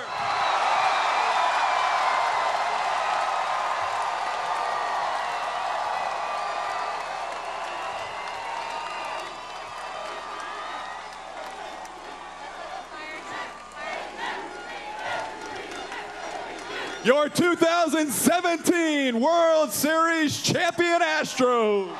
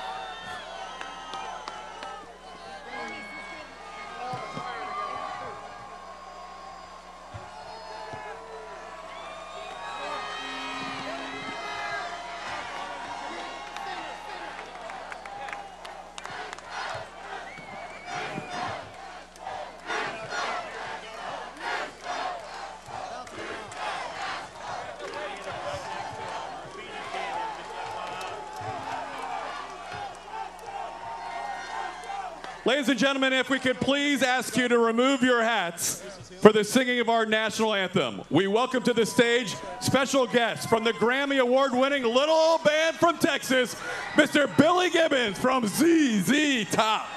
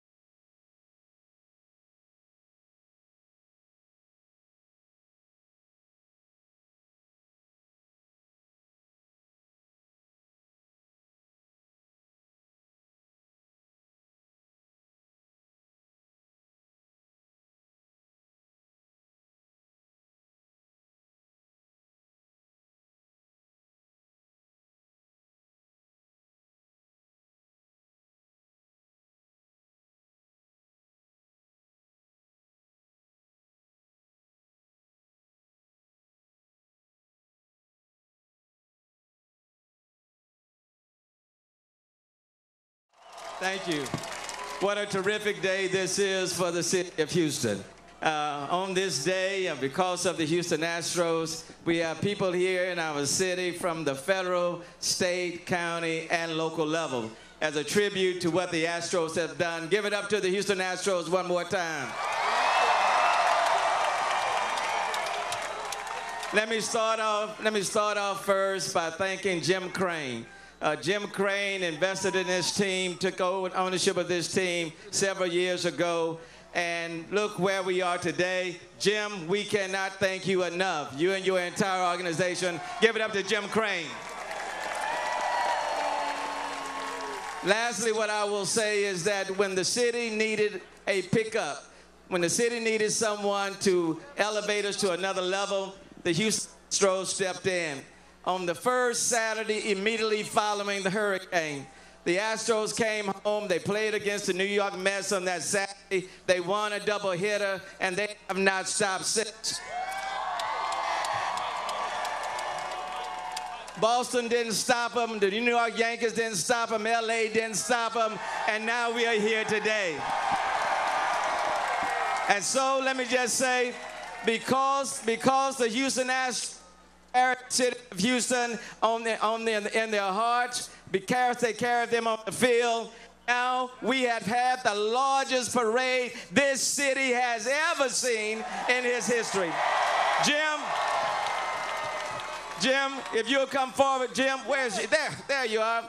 Jim, let me just say on behalf of members of the Houston City Council and all members of the Houston City Council are here, on behalf of the members of Houston City Council, on behalf of 2.3 million Houstonians, but on behalf of folk all in this region, therefore I, Sylvester Turner, Mayor of the City of Houston, hereby proclaim November 3rd, 2017 as Houston Astro Day in the city of Houston. Ladies and gentlemen, Jim Crane.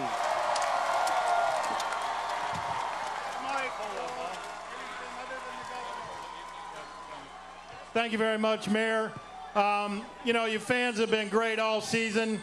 Gave us the extra little kick to get over the edge. The region, the state, everybody got in behind our guys. The Houston Strong on the uniforms really helped the guys get over the edge. But we've got a great team. These guys worked hard all year.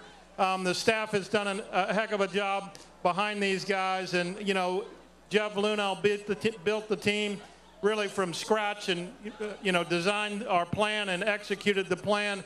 And AJ took over and managed the heck out of it. But I really want to thank all these guys' hard work, all the entire staff. You guys did a great job. We love you all. Thank you. Now we'd like to welcome into the center of the stage the governor of the great state of Texas, the Honorable Greg Abbott.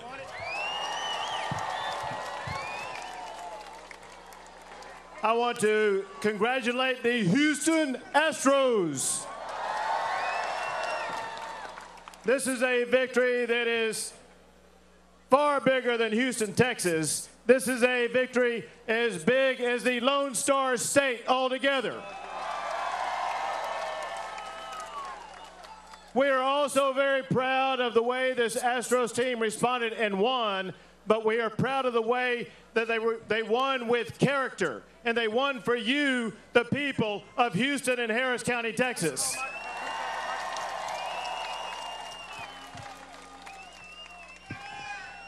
I have with me two proclamations, one that goes to Jim Crane, one that goes to the mayor of Houston. These are proclamations issued by the state of Texas that declares November the 3rd, Houston Astros Day in the state of Texas.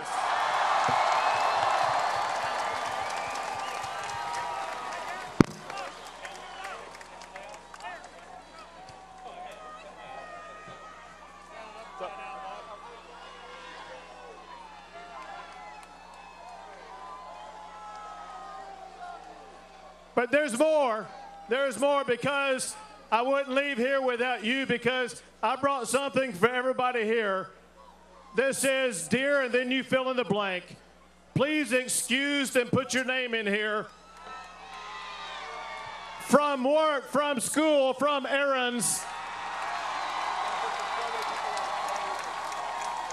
As they have a very important event to attend, the Houston Astros World Series Parade. Signed by the Governor of Texas.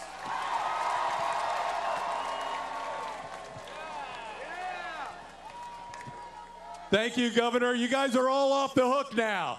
We'd like to welcome to the center of the stage. This team won 101 games.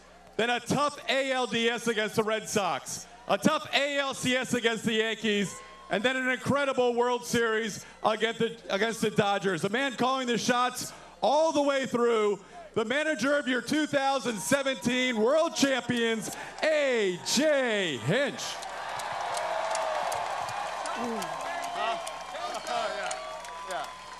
Wow. Hey, Houston, we did it. These guys did it. Let me tell you something. Did you guys ever step up today for our team, and our team stepped up for you in this city? We're going to forever be linked as a championship city because of 2017. So don't forget where you were when we made that last out, and we became a 2017 World Series champions. So to these players, honestly, thank you. Thank you as their manager. Thank you for these fans. Thank you for how you show up at the ballpark every day and bring it. Thank you for how much you love each other. And thank you for making Houston a championship city.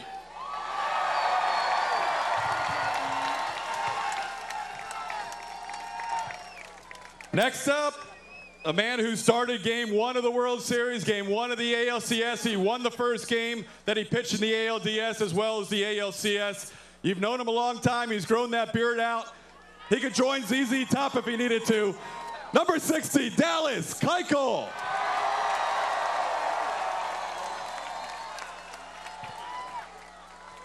Houston, what the hell took us so long to win a World Series? There's one member of our team not with us today. He hasn't really done much. So I want to give a little shout out. I want you guys to tell me how much Justin Verlander means to this team.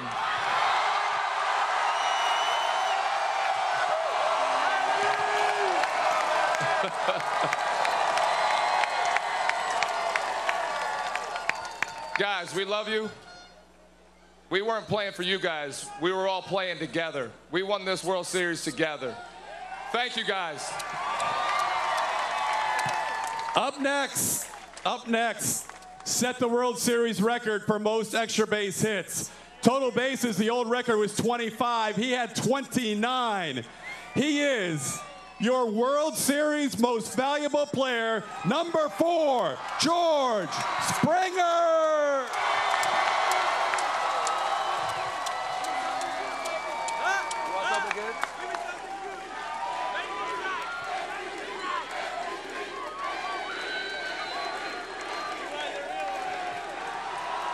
What's happening? What's happening? How y'all doing? Yeah. So I remember back when we got beat by New York in New York that we weren't supposed to win, right? How'd that work out? I got told before Game 7 apparently we didn't have a chance. How'd that work out? But I just want to thank every single person here, every person in the city, every person in the state of Texas that believed in our team. And I want to tell you that from the second we stepped foot on that field this year, we wanted to do something for everybody here. And it's about time we brought something home for the great city of Houston. So, on that mark, I want everybody to celebrate, enjoy it. Houston, we have a championship team, and no one can take that away from us.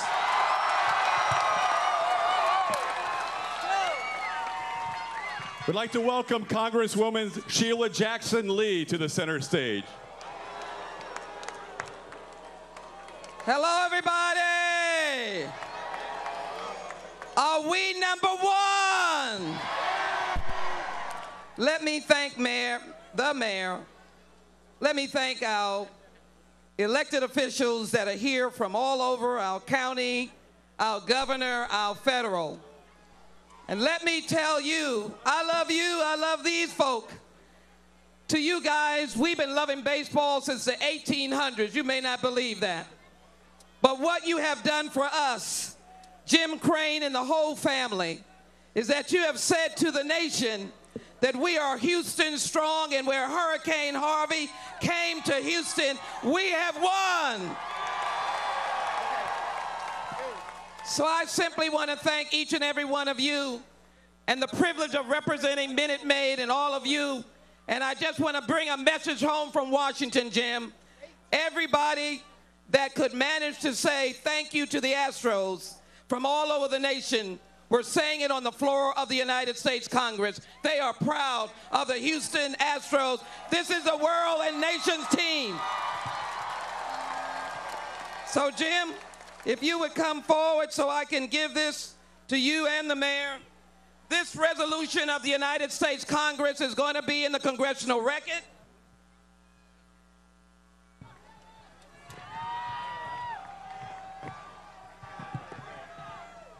And I want you to know that these are our own special Houston Astros heroes, and they have a flag from the United States Capitol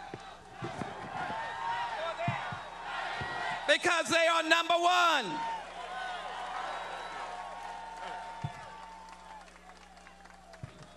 God bless all of you. God bless the Astros, and God bless the United States of America.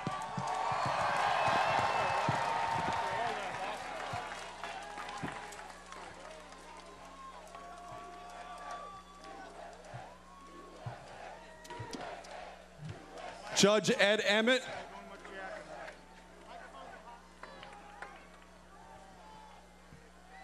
A great day in Houston, Harris County, and Texas. I'm going to turn to these guys because I rode in the parade, and what I saw were people who have hungered for this day for 50-something years, and all of us have somebody that we remember that we wish could be here today. And I'd be remiss if I didn't mention Judge Roy Hoffines. He would have loved this day. But what I saw that was more important, where's Evan Gaddis? I was riding with him.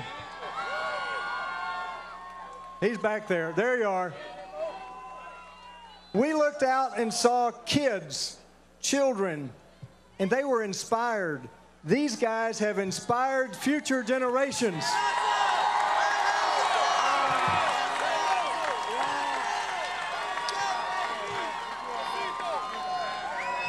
Jose, not only future generations in Houston, not only future generations in Texas, future generations in Puerto Rico and Venezuela and all the countries that this is.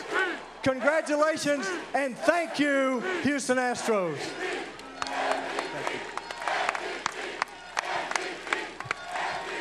Our final speaker of the afternoon. Can I get a woo?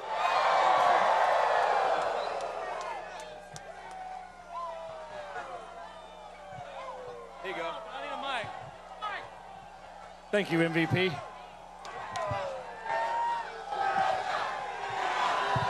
Houston, we don't have a problem. We got a championship.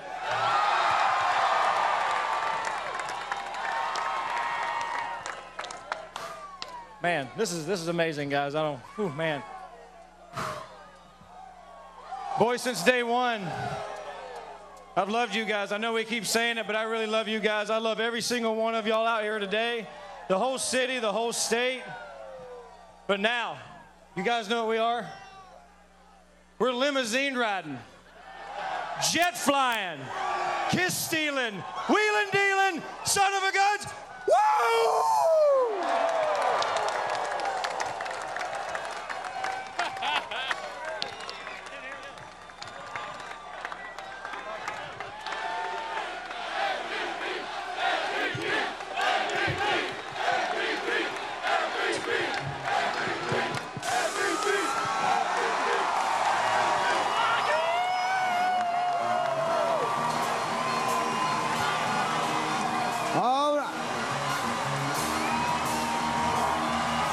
Thank you, guys. Thank you. We are champions.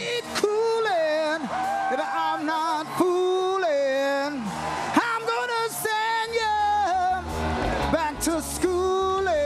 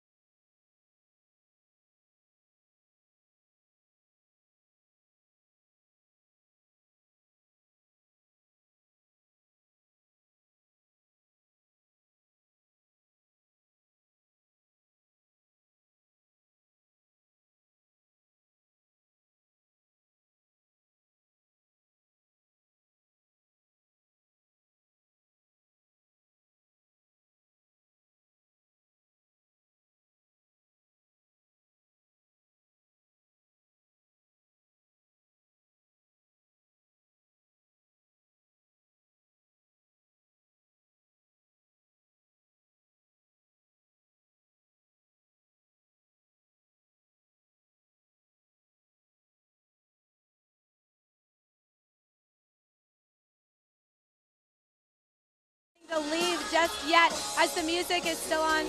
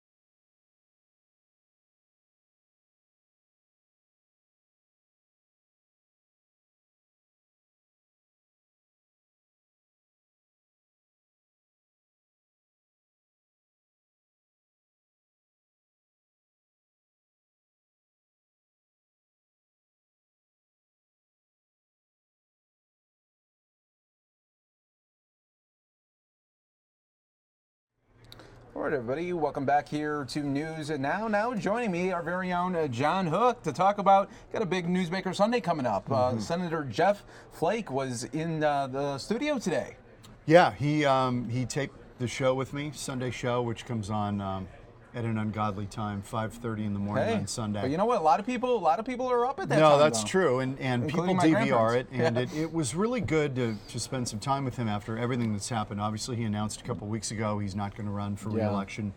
We talked about that. We talked about his new book, Conscience of a Conservative, where he really rails against the current state of the Republican Party and Donald Trump. So it was a good, wide-ranging discussion, and I was trying to get a feel for how he's going to behave in the Senate now that he's not burdened by re-election.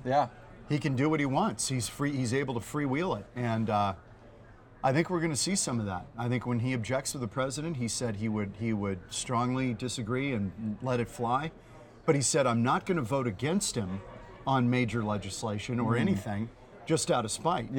Because they certainly have a personal disagreement. There's no doubt about it.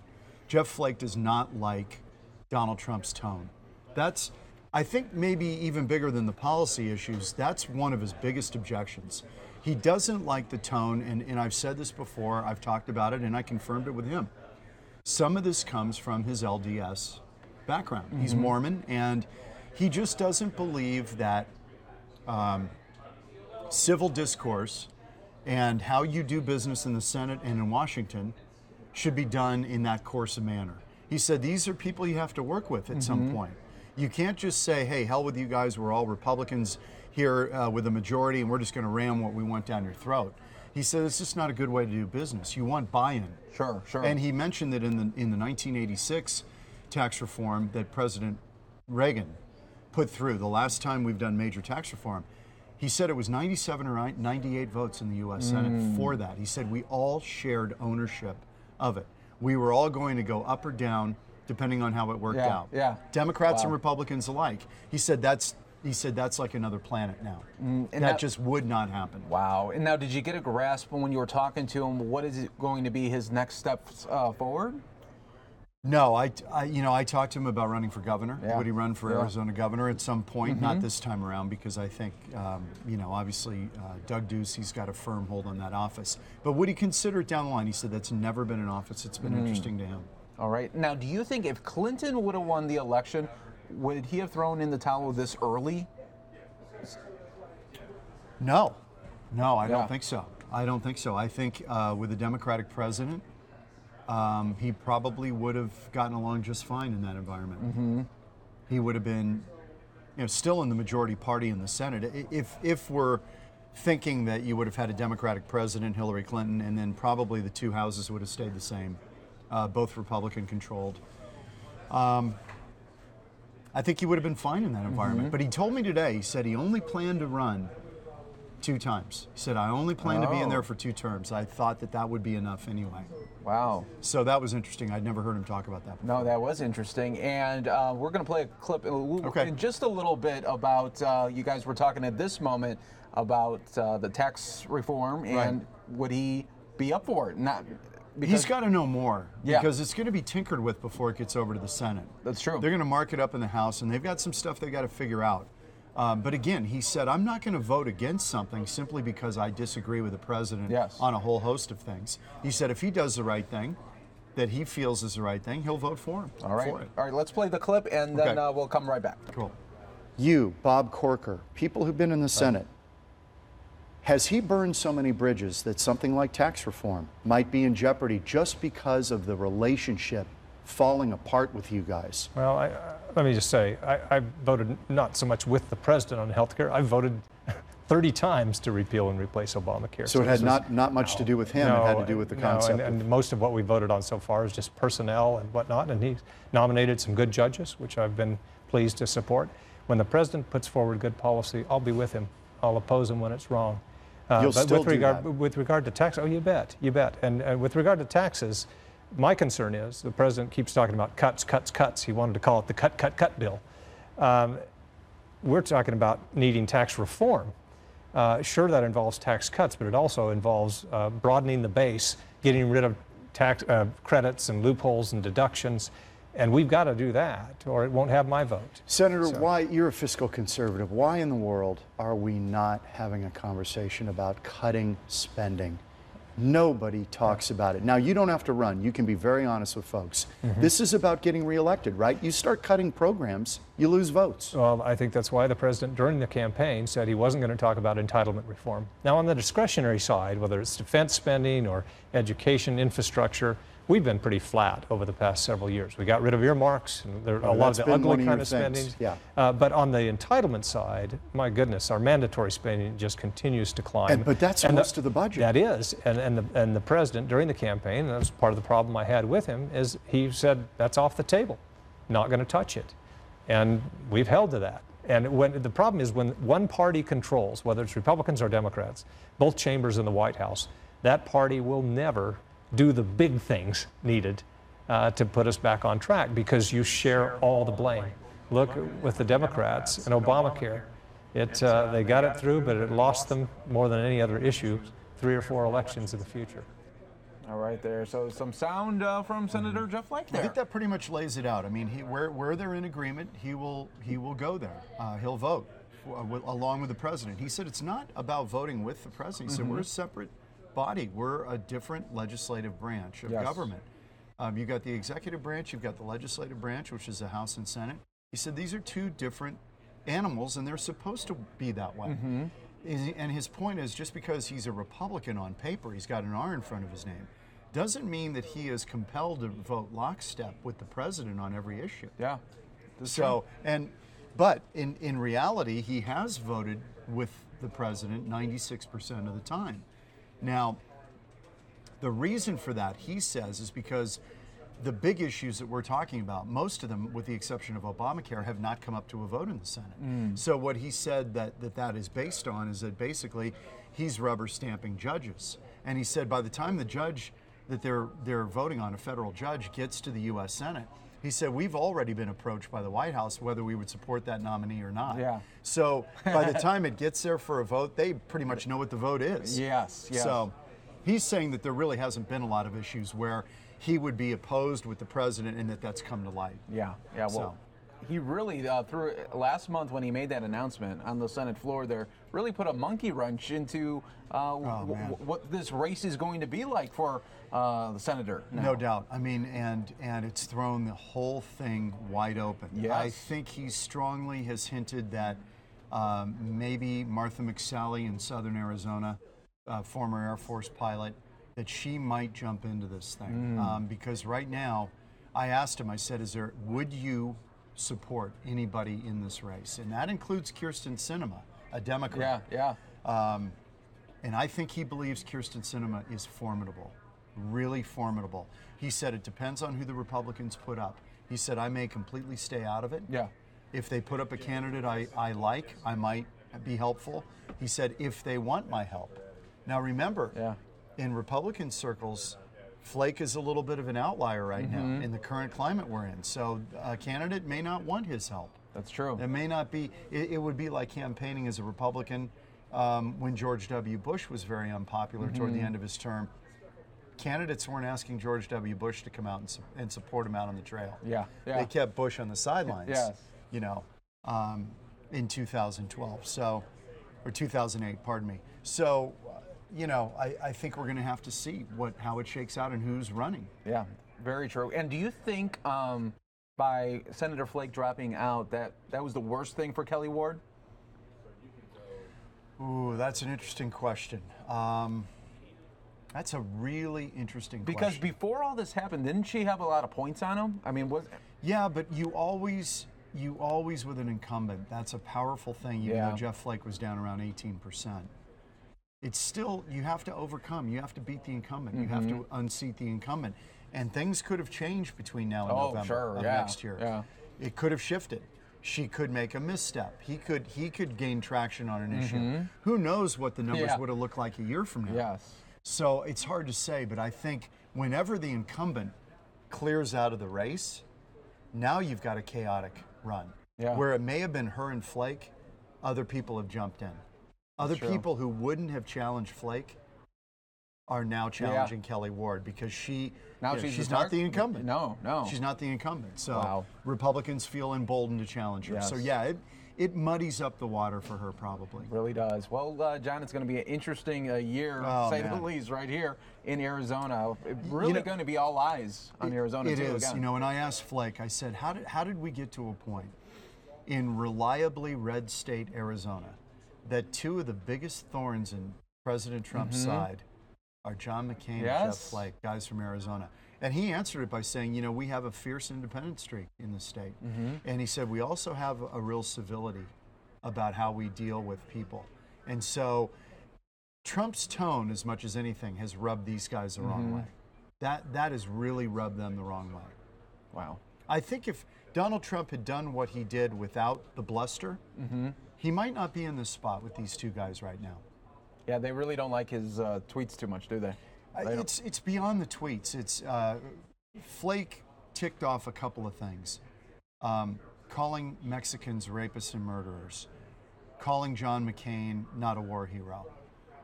Things that he said that just he thought were beyond the pale. He doesn't like the tone of it.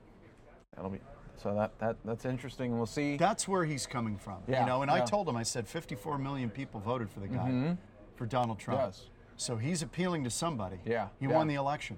Yeah, and it's interesting to see what, you know, we see these different kind of polls come out, and, you know, we all saw the polls, what they looked like right before the election, and they didn't favor President Trump. And now, so how can you believe what these polls? You know, the polls, that's an interesting question, Mike, because the polls actually were closer to right than we'd like to believe. The polls on the popular vote nationwide pretty much had it right. They were very, very close. Where they lost it was just these little margins in a couple of key states that put it in Donald Trump's favor on the electoral map. Not the popular vote, they were pretty close, actually. Yeah. So. Wow. It's going to be interesting. Oh yeah, it'll be a very interesting year. Well, no John, thank you so much for dropping by, and then the full interview on Sunday. Sunday, we're going to run some of it tonight on Fox 10 News. Okay, great. At 5 and 9 and 10 and here, keep wherever we got to do it. There we go. So, all right, and now we're going to show you some President Trump statements right before he left the White House today. Get a long trip. I know some of you are coming with us. We look forward to it. We're actually staying an extra day in the Philippines. We have a big conference, a second conference, and I think we're going to have great success. We'll be talking about trade. We'll be talking about, obviously, North Korea.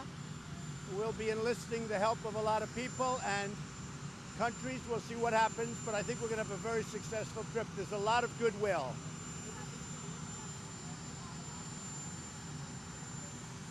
I don't remember much about that meeting. It was a very unimportant meeting, took place a long time. Don't remember much about it.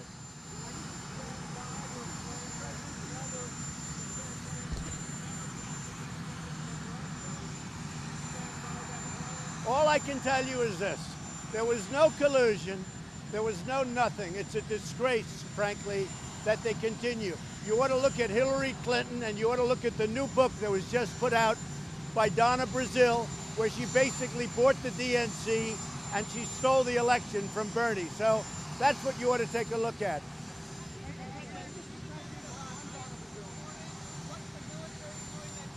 What we're doing is every time we're attacked from this point forward, and it took place yesterday, we are hitting them 10 times harder. So when we have an animal do an attack like he did the other day on the west side of Manhattan, we are hitting them 10 times harder. They claimed him as a soldier. Good luck. Every time they hit us, we know it's ISIS. We hit them like you folks won't believe. Thank you. I will see you in Pearl Harbor. We're going to Pearl Harbor.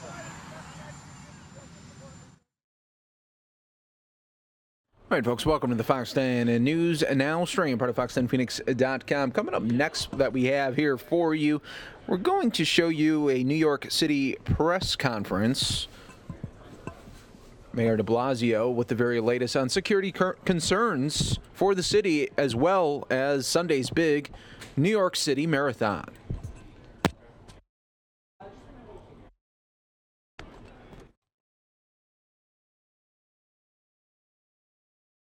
I just can't go down that road yet. But at this point, does it appear that any of those people that you've talked to that he was associated with, that people saw him walking around with, that they could possibly have some connection to this, or have you ruled them out? We're going through every possibility. All right. Just a follow-up. Were the sympathizers known to be on the NYPD's radar and linked to the suspect's cell phone, linked to this Tuesday's attack? And did they know that he was about to carry out this attack? Come on, we're not going to answer that. This is early stages of the investigation. That's it. That's a pretty detailed question. Other topics. We'll move topics right now. This is too redundant. Okay, other topics. So it sort of overlaps, but for you, Mr. Mayor, maybe if the commissioner wants to weigh in. At the debate the other night, there were a few instances talking about anti-terrorism, bollards, school safety, where you sort of deferred. You said the NYPD makes those decisions, and even at one point, if I could said something, it's under your direction. You said it's not under my direction. I expect them to make those decisions. Can you explain to what extent you direct NYPD policy or approve NYPD policy? Sure. There's a huge difference between the question of, for example, where should you physically put bollards versus what should be our approach to police-community relations. What should be our overall strategic framework, like a neighborhood policing strategy? What should be our budget? I made a decision then with Commissioner Bratton to add 2,000 officers on patrol.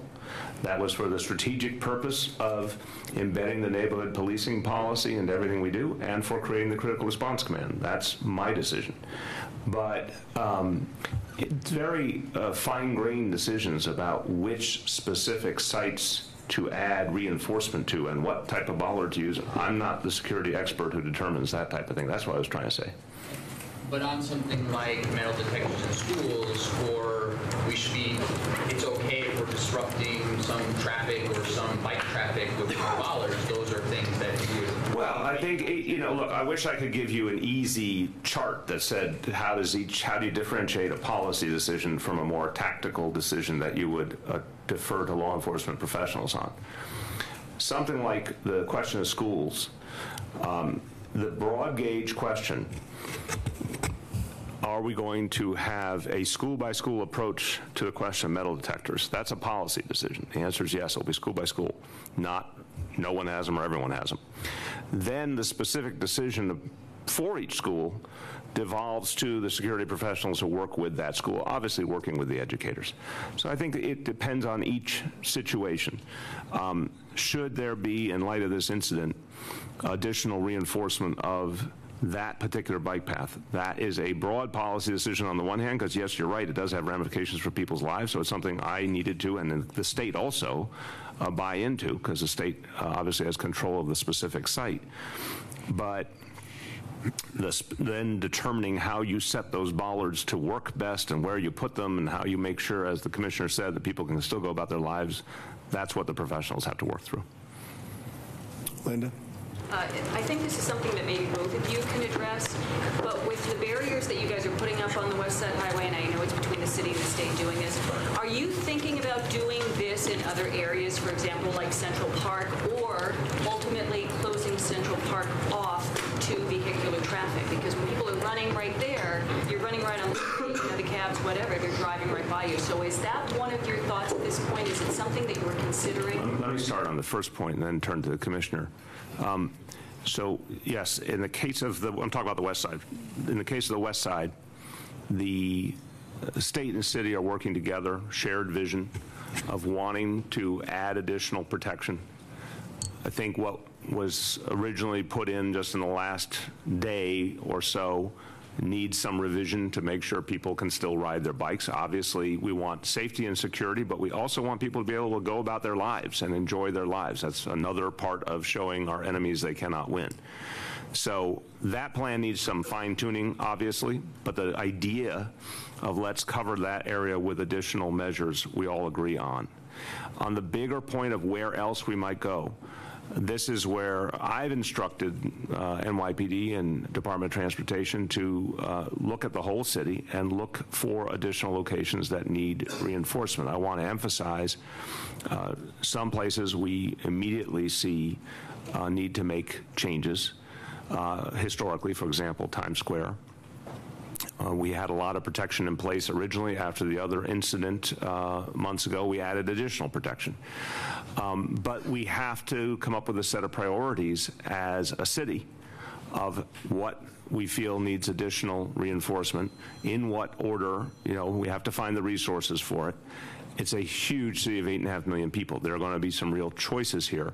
That's where I'm listening for the NYPD's leadership and guidance on where we will make those choices. Would you say Central Park is among those that you were looking at? It's something that we're taking a look at, sure. Yep. Howard Morris. We're still seeking him now. I don't have. I'm not going to tell you where we're looking for him, but we're still seeking him. He's still out there. Is he believed to be out of town? I don't want to comment on that. As you know, we just got the two fellas from the homicide in the 8-1 in the barbecue in the backyard. Great work by the Fugitive Enforcement Division, and we'll go. And they also arrested Matthew Pizarro in the same week. Great job by them. A question for the mayor and the commissioner. The city council is moving closer to passing the Right to Know Act, which would affect relationships between community and police. For the mayor, will you sign it or veto it? And for the commissioner, what is your opinion? I believe the current approach is working. The actions taken by the NYPD administratively have worked. I've said that to the council repeatedly. And we continue to make that point to them, and we'll see where those conversations go. But you know, that's been my position. On that subject, hold on. Sorry.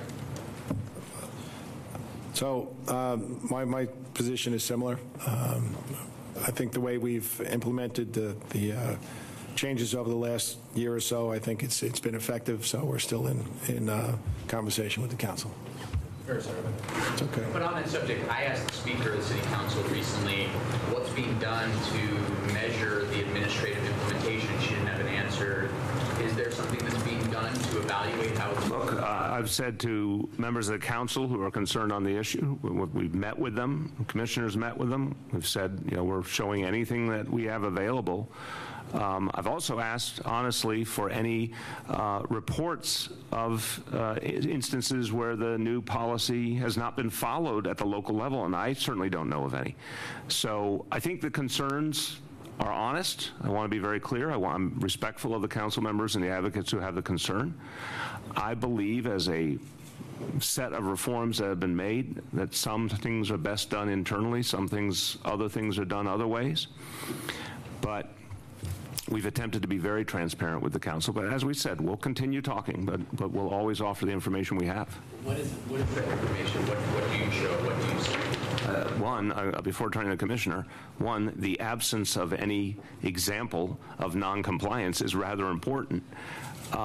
Two, that instructions have been given, supervisors continue to reiterate this is the way to do things. Commissioner. Yeah, and just the broader picture is all these bills came about to increase trust between the police and the community. And if you see where we are in early November 2017, I think that's proven out. We're getting more cooperation from the community. I think if you look at the crime numbers that Dermot just spoke about and the CCRB numbers, I think the city's definitely moving in the right direction. Okay, anything else? Last call, everyone. Going once. Yeah, any topic. We made that transition. Some pulled it back towards policing, but we've been on any topic. Go ahead, Willie. Can you ask Ross Offinger about taking a free hotel room from Jonah Recknitz? And will he be suspended from your campaign? He will not be suspended. I have not spoken to him about it. He will not be suspended. Don't you want to know if he took a gift from somebody like that? I've not asked him about it. He won't be suspended. Let's move on. Any other questions on anything? Going once, going twice. Final weekend of campaigning. What's sort of your final message to New Yorkers as you head into the weekend, and how do you intend to spend it? I'll be at churches. I know we have some street events planned. I know we're going to also go into Monday with a lot of activity and on Election Day itself. So I'll be moving all over the city. Campaign is in full gear. A lot of field activity, a lot of phone banking going on. Obviously, our ads are up. I mean, we're at full tilt. And my message is simple. One, vote. Right now, we saw for the 80% of New Yorkers, I can say this safely, for 80% of New Yorkers, a very troubling result of the last election on November 8th. And we know a lot of people stayed home all over the country who now regret it. People need to get involved and decide the future of this city. And I've offered a vision that includes continuing our efforts to fight inequality, building a lot more affordable housing, creating more good-paying jobs for New Yorkers, building on the progress of pre-K, adding 3K, three-year-old early child education citywide, continuing to build on our record of reducing crime, but also important additional measures for police community trust, like body cameras on all our officers. This is what I've laid out to people. I think a clear majority of New Yorkers believe in this approach. My request of all New Yorkers is come out and vote, decide the future of your city. Is there a turnout number or percentage-wise in terms of turnout that you have set as a goal? There are a lot of concerns going into Election Day that turnout is going to be very low, perhaps even record-setting. I think the turnout question is a national concern at this point. I think we, meaning for all this country, for all elections, we have something we have to fix in this country. I don't have a magic number because I, like so many others, recognize we can't project turnout anymore. Something structurally has changed, and obviously that's a lot of what we learned, especially in 2016. So to me, it is to get our message out and do our best to motivate people to vote. But it's also a reminder, in a democracy, if people don't participate, they're making a huge mistake. But the decision will be made by those who participate. That's the rules of the game. What I hope we can do, Grace, going forward, which I think really would affect turnout, is change the election laws in New York State. I know if we have same-day registration, I know if we have early voting, turnout will go up, or voting will go up. I know it. It's been proven all over the country. I am hoping this will be the year coming up in Albany 2018 where we finally get it done, and I think there will be a lot of pressure to get it done. If they don't fundamentally change election laws in New York State, we will see potentially continued turnout declines. Yeah. The two investigations regarding your fundraising were closed in March. We're now in November. Can you tell taxpayers how much they're going to have to pay for your legal bills in those cases? I'm sure our legal team, law department, can give you that answer. I don't know exactly. I just want to go back to the Right to Know Act. If the council does manage to pass this bill in the coming months, will you veto it? I don't do hypotheticals. There's ongoing conversation. Again, we're trying to show the council that the very things they're trying to achieve are being achieved right now through administrative action, and that's the best way to go. But we're going to continue to have a conversation with the council in good faith. Yeah. All right. Let me just. I got 1, 2, 3. You used the word mandate several times, referring to 2013 victory, where you got about 73%, I believe. percentage number that says the people are really behind me and my agenda that dictates what you would call a mandate this time around? Let's start with the traditional 50% plus one. Because again, no one knows what the turnout levels will be. I want to start with we have to make clear there's a majority that wants this approach. But after that, no, I think it's to go out there and our game plan is just try and motivate the most participation, knowing that the projection people have received is that it's not the closest election of all time. But I'm trying to help people understand that it doesn't matter what you hear. And again, if ever there was an object lesson, it's 2016. How many people stayed home? And this is not a disrespect to the media. You all were reporting exactly what everyone was seeing and saying.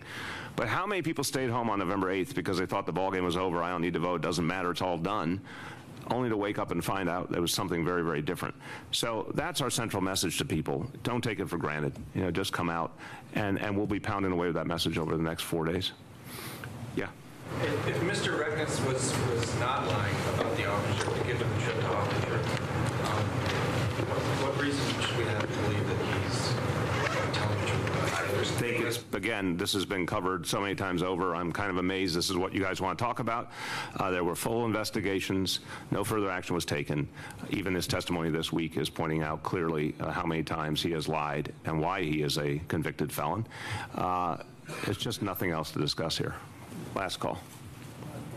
Do you have any thoughts on the abrupt shutdown of Gothamist and DNA Info of their unionization vote? Look, this one, nothing surprises me anymore, but this one actually surprises me. First of all, any company where the boss shuts it down because the workers want to have a union, shuts it down, not just says, oh, I'm going to fight the union, or I don't want my workers to have better salaries or better benefits or more security, but literally shuts down the company because the workers had an interest in a union. That's the most undemocratic, disgusting thing I've seen in a long time. But also, I called him a coward because what? This guy's one of the richest guys around. If he wants to make a case to working people they shouldn't have a union, well, go make the case. And if you lose, respect your workers and let them have a union, for God's sakes. And it's not like the guy's going to miss it. If he has to pay a little bit more money, he's not going to miss it.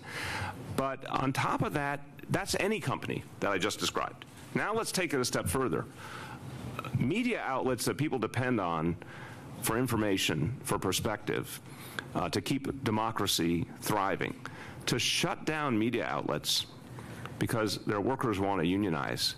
It's an anti-democratic act. He's literally diminishing the public discourse. And it begs the question why we even have media structured the way we do, that individual wealthy people can literally decide whether a media outlet lives or dies. There's something very, very wrong with that. That's what I got. Thanks, everyone. Yeah.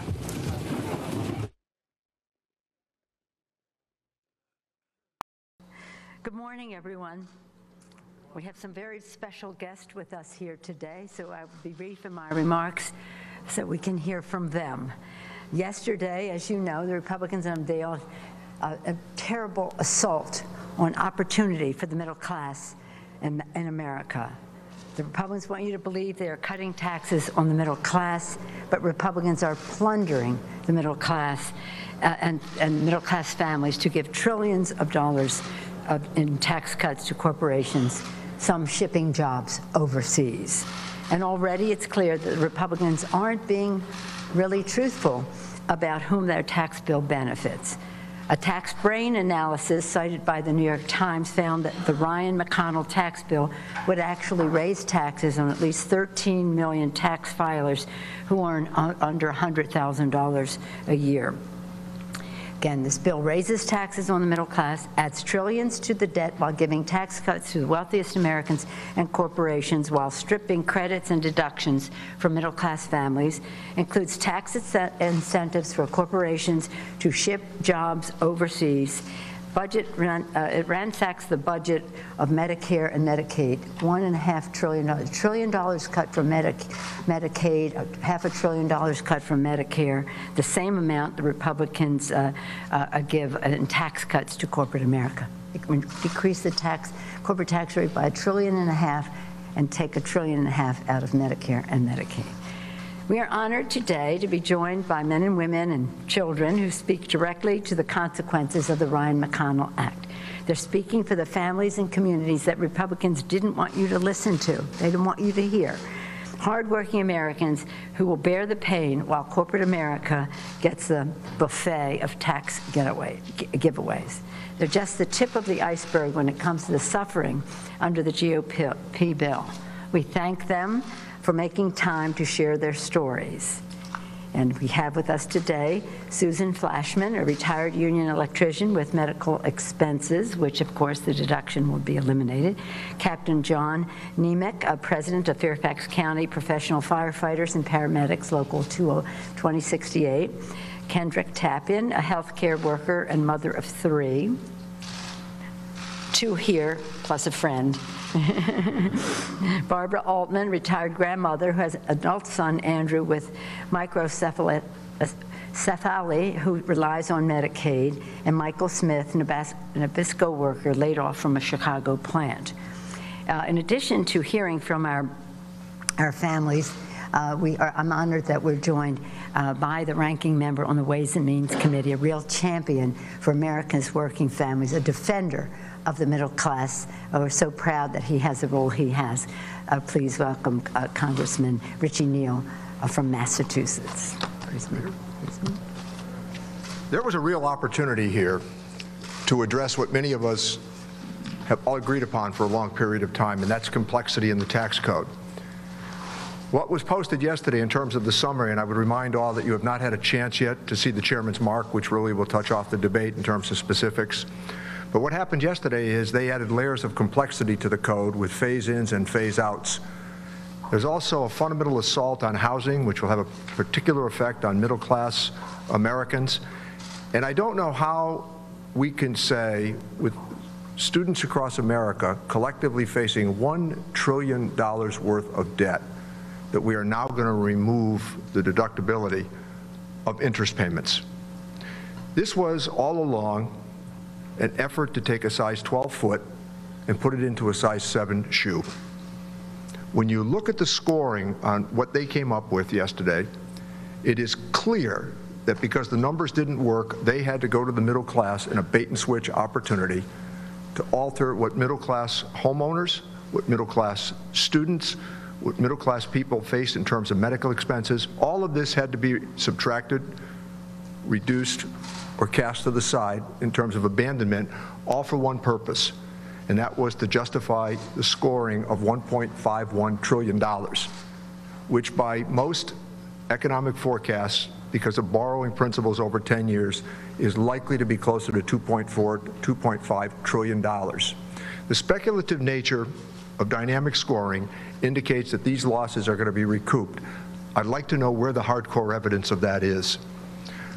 If you ask what a Democrat might rely upon in this instance for specificity in terms of trying to garner information that stands up under the magnifying glass of critical analysis, why don't we start with the Wharton School, which has concluded that there is to be very little growth based upon what they're suggesting. How about Goldman Sachs? The Alumni Association that helped assemble this tax plan from Goldman Sachs, the children at Goldman Sachs still say, no, it's not going to spur on that sort of economic growth. And thirdly, the Center for Tax Policy, whose numbers, in my judgment, based upon the analysis that we've all done with them, stand up when you look at them. They're indicating that there might be the sugar high of growth for a year or so, but you're going to be stuck with debt that's going to be passed on to these children for a tax cut for people at the very top. Now, this is, as I said a moment ago, this is a missed opportunity because there's broad agreement on the code needing to be fixed, reformed, and changed. I'll close on this note for all of you who are going to begin to scrutinize these proposals as we go through the weekend and to Monday at noontime for the kickoff. In 1986, the Ways and Means Committee took testimony from 450 witnesses in 30 hearings over the course of years and months. From the time that Dick Gephardt and Bill Bradley filed the legislation in 1982 1982, the legislation passed in October of 1986, and we're reminded at that time that through the markup, the Secretary of the Treasury sat for day upon day upon day so that this would be done in a bipartisan manner.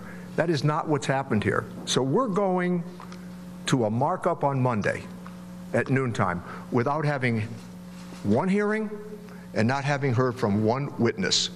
That's a breakdown in the regular order here, and I hope that as we go to Monday to talk about this, there'll be ample opportunity to focus not just policy, but the process that has brought us to this point. Thank you very much, Mr. O'Neill. Why does process matter? It matters because they don't want people to know what this means in their personal lives. That's why it's all in the dark of night and faster than the speed of sound, but not the sound that we're going to be making about this and hearing from our special guest today. We'll lead off with Suzanne Flashman. Okay. Thank you. Good morning. My name is Susan Flashman. I'm a retired union electrician, and I am here on behalf of the Alliance for Retired Americans. I am 63 years old, and my husband and I live in Mount Rainier, Maryland. I worked for more than 25 years as a union electrician, but then I needed brain surgery due to a cyst that had turned into a tumor. It took about a year of rehab for me to be somewhat functional once again. However, my balance was permanently affected and I was unable to work. This happened when I was 57. The financial effects compounded my health concerns. The hospital bills alone were more than $100,000, and that was on top of lost earnings. I had a brain surgery in 2011. By 2013, I qualified for Medicare. Due to my condition and other multiple surgeries, I used the medical expense deduction over 8 to 10 years and saved hundreds of dollars a year on my federal taxes. Being able to deduct my medical expenses was extremely important when I was unable to work. I'd also helped with expenses that Medicare doesn't cover or allow. I can't imagine where I would have found those funds when I couldn't work and had such massive bills. Not knowing what to do in the future holds, I may need that deduction again. The tax legislation that the House rolled out on Wednesday this week will affect not just myself, but millions of other people who have worked hard all their lives and now need nursing home care and home health care, or who have high dental expenses. It concerns me deeply that the House has introduced this legislation that would take this deduction away from those who need it most and have the most serious health problems. That would be on top of the plans to cut nearly $500 billion from Medicare and $1 trillion from Medicaid, and all to offer tax breaks to corporations and billionaires who need the money the least. It just doesn't make sense to me. Thank you all very much.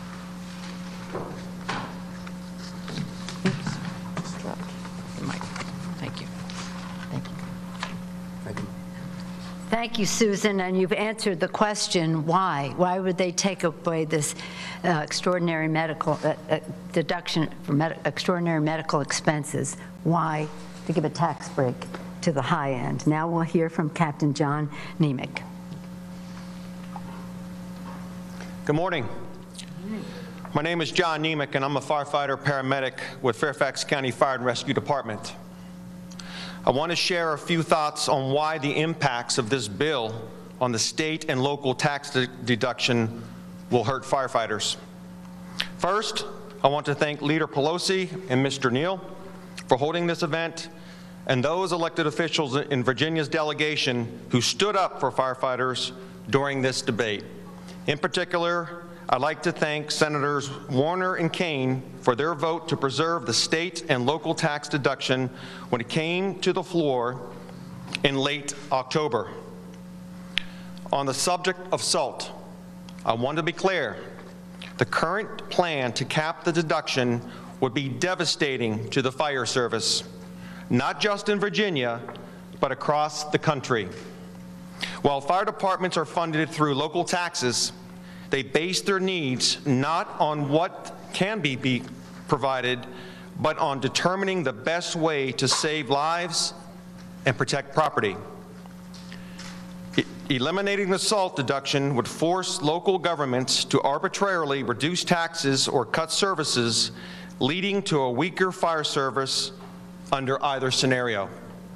These cuts would have a real impact on things like response time, funding proper staffing levels, and purchasing necessary equipment. Even with the property tax exemption, sales and income taxes supply the majority of state revenues. Without the full SALT deduction, we would be fighting for a smaller piece of the pie instead of working together as a community to fund services based on actual need. We must stand up for the sovereignty of states and their local tax decisions. In addition to affecting the fire service, taking away the deductibility of these taxes would have an impact on the lives of middle-class men and women, many of whom I work beside and represent every day.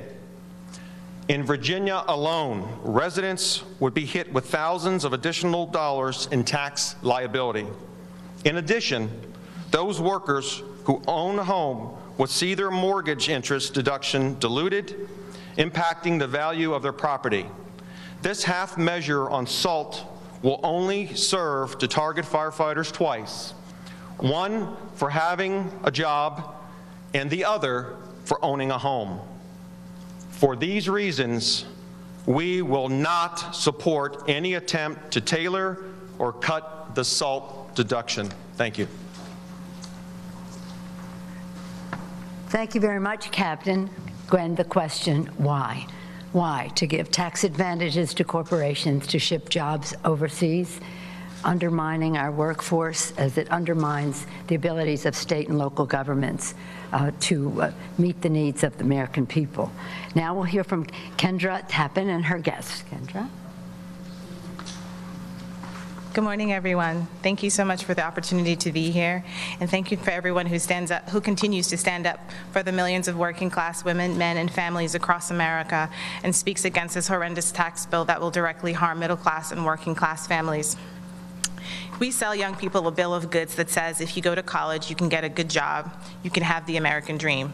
And I was one of those wide-eyed young people, the daughter of immigrants, who did just that. My parents told me I had to work hard, I had to go to college, and so I did. I worked hard, and I went off to Barnard College and Columbia University and Stanford University, right? I have degrees from all of those places, and I won fellowships, including a Fulbright. But I wouldn't have been able to do any of those things without the additional help of student loans that made my education possible. And so 7 years ago, I was a doctoral student at Stanford, and like many 20-somethings, I had something of an existential crisis, questioning my worth, my ability, and whether or not I belonged at a place like Stanford. Today, we call that kind of worry imposter syndrome.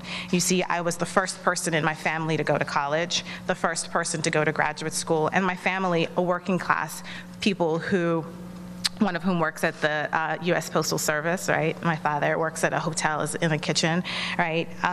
My family didn't have the frame of reference to support what it is that I wanted to do. And they weren't able to give me the support in the ways that I needed.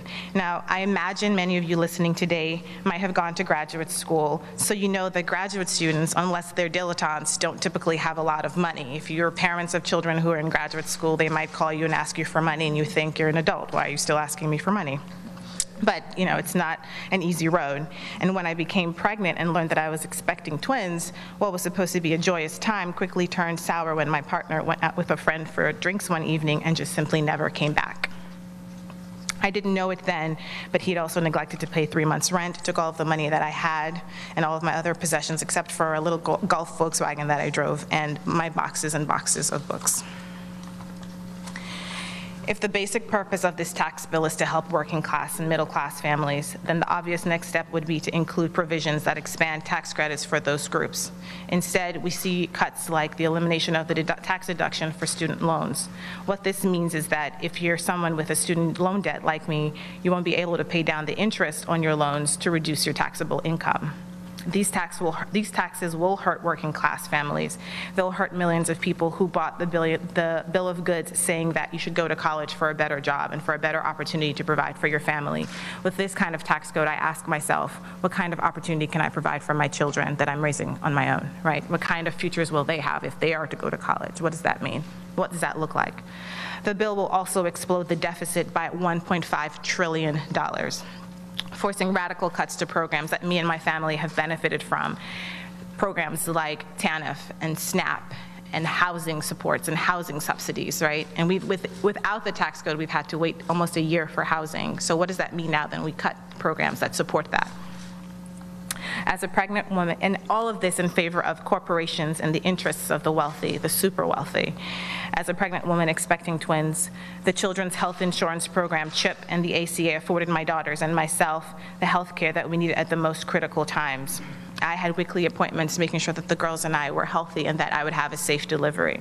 I asked myself today the question, what happens to parents or women who are in similar circumstances, children who are yet to be born? What options are we leaving them? I'm happy to share that the ACA, which this year earlier celebrated its 7th birthday, like my daughter celebrated their 7th birthday as well. And we are really part of the successes of the ACA that we should, that has done so much for so many families around this country. I'm glad because my life and my daughter's lives have benefited so much from CHIP and the ACA as well. If we as a nation are to move forward, provide opportunity and access to grow a generation of writers, and you all see them, they brought their own notebooks and their pens for themselves. They're taking notes of the journalists taking notes. Engineers, lawyers, poets, artists, doctors, policymakers, legislators, right? And that yes, perhaps even the next president, then we must invest in people, in children, in education and jobs, in healthcare and housing, because these can lift people out of poverty. I know that firsthand, and because the future of all of us depends on it. Thank you. You introduce the children. Why don't they come in front, yes, so everybody can see them? Stand right up here. I think they can't see behind the podium. So these are my girls. Shiloh is wearing the pink pom-poms in her hair, and Selah is wearing green pom-poms in her hair. And Danny, their friend from school, is here today because today's a no school day. So you guys are helping in the village of childcare. Thank you very much. Thank you so much, Kendra, for spelling out how important this is for opportunity and for the next generation. And why are they making these cuts? They're doing it so they can eliminate the estate tax. A move that benefits 0.02% of the American people, practically everyone in the president's cabinet. With that, I'm pleased to introduce Barbara Altman. Thank you, Barbara. I am Barbara Altman. I'm from Rockville, Maryland, and I'm 81 years old. So there. It is wrong to cut tax. This is my son, Andrew. It is wrong to cut taxes for people who need it least while cutting services for people who need it most. Don't cut taxes for millionaires and corporations while cutting Medicaid and Medicare. My son, Andrew, is 54 years old, nonverbal and profoundly retarded. He was in an institution temporarily while I had hip surgery during the time they were emptying institutions. He was accepted into an ARC home and a group home, and 27 years ago at 1/3 of the cost of what the institutionalization cost. He now lives with 4 others. Medicaid has been his lifeline and mine. Medicaid allowed him to have a normal round of life, day programs during the week and activities on the weekend. Sometimes he even comes home. Cutting taxes for millionaires and corporations while cutting Medicaid and Medicare is simply immoral. Don't take from my son for people who don't need it.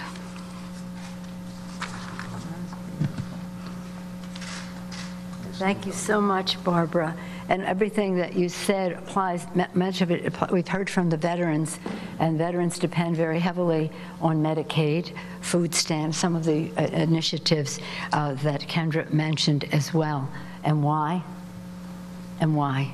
And just to have an unfair tax policy at the expense of the middle class, to the benefit of billionaires in our country and corporations with advantages to send jobs overseas. With that, we'll welcome Michael Smith to the podium. Thank you, Michael. Thank you, Madam Leader. My name is Michael Smith, and I am here to tell you why we believe that the tax bill is a job killer. Up until March of 2016, I was employed at the Nabisco Bakery in Chicago. I had worked there nearly 5 years, and I am unemployed today because Nabisco Mondelez sent my job and the jobs of over 500 others at the bakery to Mexico.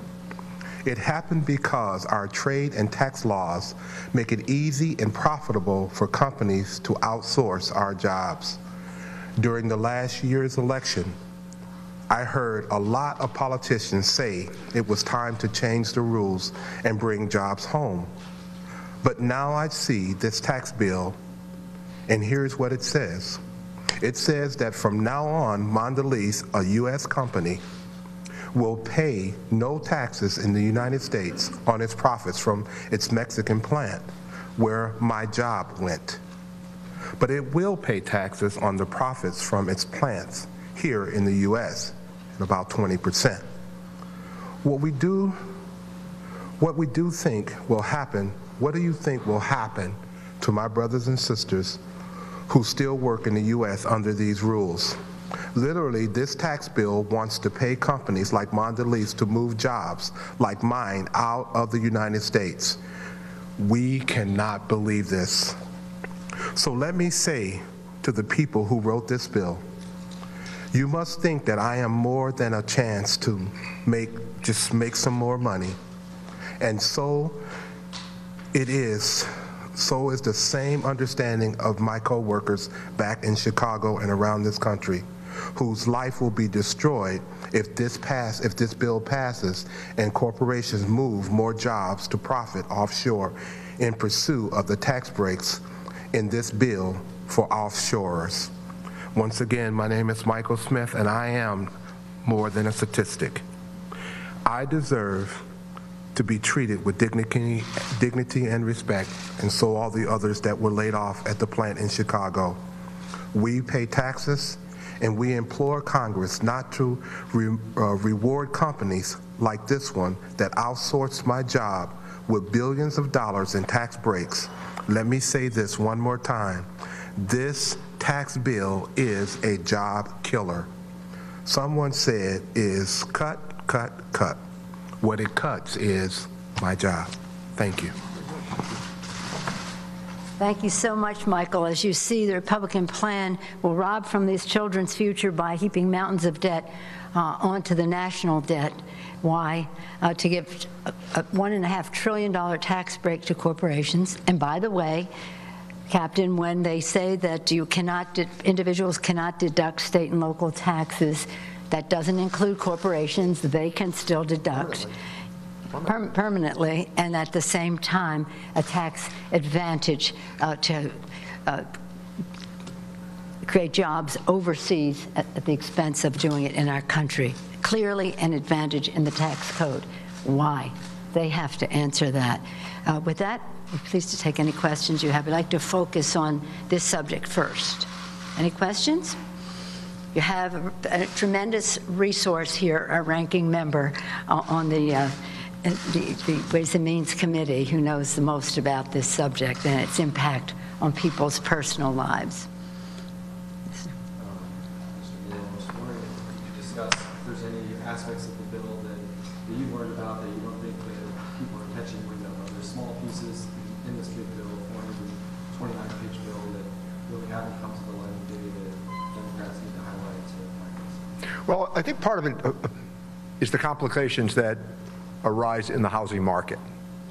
And I think that even if you grasp the immediate number on limiting or shaving back the deduction, it also adds layers of complexity to getting people into the housing market eventually, which we all think is a desirable goal.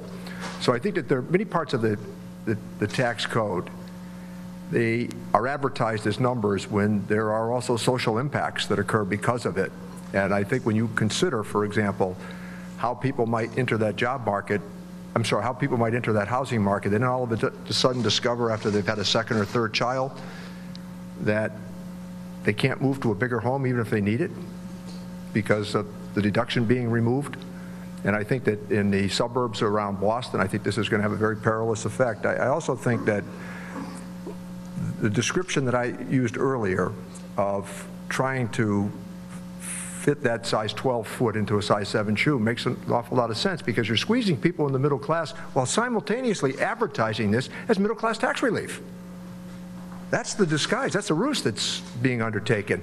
And they're prepared, for example, to make the corporate cut permanent and make phase outs to the other items that they're proposing. So this, if I could take you here for a moment, but I think this is really important in terms of their projections on growth. What if that doesn't happen? Which did not happen in 2001 and 2003, despite the fact that there were $2.3 trillion worth of tax cuts and very slow growth. What happened was very simple. The deficits went through the roof. That's what happens. So there's slow growth, and all of a sudden the deficits go up, and somebody's got to pay it. So you might not see the consequence of it in 2001, but you certainly see the consequence of it in 2007. We're in the midst of a recession, losing 800,000 jobs a month.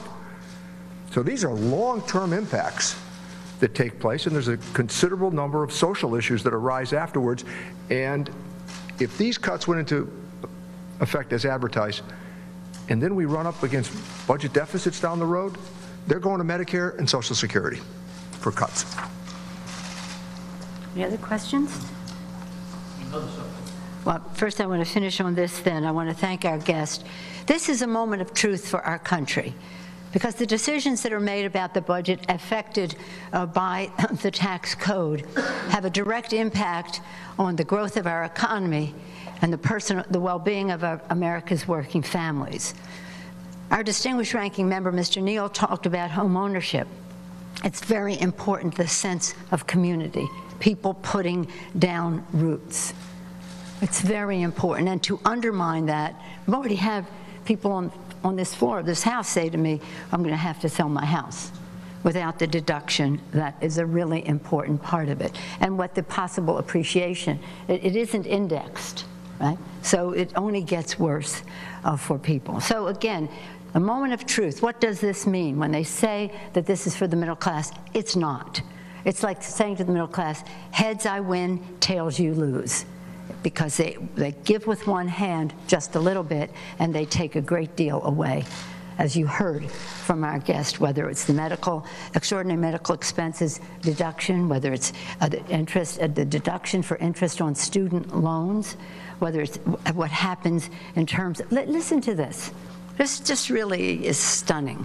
Student education, central to everything we do. And by the way, nothing brings more money to the Treasury and reduces the deficit and increases our growth than investing in education.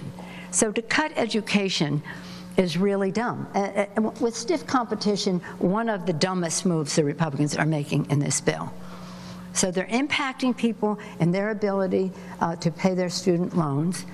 They're taking billions of dollars out of our investment in education in our country. And then just to see the meanness of it all, if you're a teacher and you bring supplies to school because your school isn't able to supply everything in the classroom, you no longer can deduct that. Why? So they can give the president's cabinet a tax deduction or eliminate the estate tax and many other tax advantages. There's a cruelty to it. Again, veterans are affected very directly. Families are affected very directly. Home ownership is directed very. How local communities meet the needs of the American people are affected very directly. What are they thinking? This is a moment of truth. And we have to make sure, as your question indicated, what is it in this bill that people should know more about? Well, one thing they're finding out more is that whatever was said during the campaign by whomever about keeping jobs in the U.S., this bill does the exact opposite. And we want to be sure that people are aware of that. So again, a moment of truth. To our colleagues, get real. Don't tell the middle class this is for them. You've set a banquet for the wealthy in corporate America, and you're throwing a few crumbs. It's really making suckers of the American people. And we have to speak in some bold language about this because the misrepresentations are so outrageous. And so I thank our guests who more eloquently than anything we could say, speaking from their own experience to the unfairness of this legislation, is more eloquent to the American people. So I thank you. I thank Susan Flashman, Captain Nemec, Kendrick Tappan, Barbara Altman, Michael Smith, and our very special guest, Shiloh Shavia, and their friend Danny. Let's hear it for the future. For the future. And that's what this is supposed to be, about the future. Thank you all so much. And I thank our distinguished ranking member for his great leadership, and the Democrats on the committee, too, for the knowledge and wisdom that they bring to all of this. Yes, sir. Yes, thank you. Briefly, do you believe what Donna Brazile was saying? You know what? You haven't heard me relitigate last year's election. I wasn't involved in the presidential.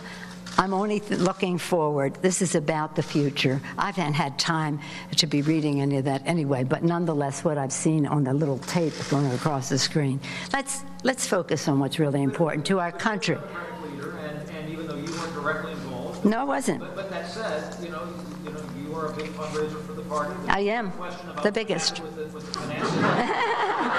not counting the presidential. I'm not getting. Look, I have responsibility for what I have responsibility for. I don't have any interest in what I don't have responsibility for when it comes to other campaigns. I'm heartbroken that we didn't win the White House. There'll be all kinds of books written about what happened. I'm focusing. 1 year ago, that election took place. Can you believe it's a year? In just a couple of days, it'll be a year. And 1 year until the next election. My focus is on the next election. I don't have a spare second to be thinking about comments that went on within the DNC. Any other questions? Yes, sir, and then I'll come back. You said that the misrepresentations are outrageous on this bill. What do you say that Speaker Ryan and other leaders are lying about it? I say they're taking American people for suckers. They're trying to pass this off as a middle-class tax cut when they know it is not. Why?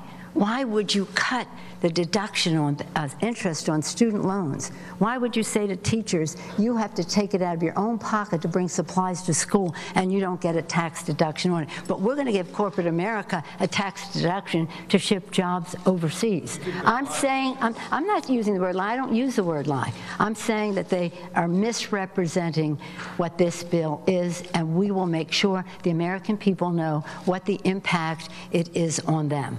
I'm saying this is a moment of truth. The figures, the bill will speak for itself. We'll make sure that the American people know what is in that bill, and we'll be very graphic. Can I just comment on that, Madam Leader? When you look at the Wharton study or the study, Center for Tax Policy or Goldman Sachs study, none of them say that you're going to get 3% growth. They all say that given demographic trends, you're lucky if you get to 2.2%. Here's where I think that when I talked about speculation about what might happen, here's in the debate we recently had over the border adjustment tax, the people that you've just described, they said it was going to work because the dollar was going to appreciate by 25% over 5 years.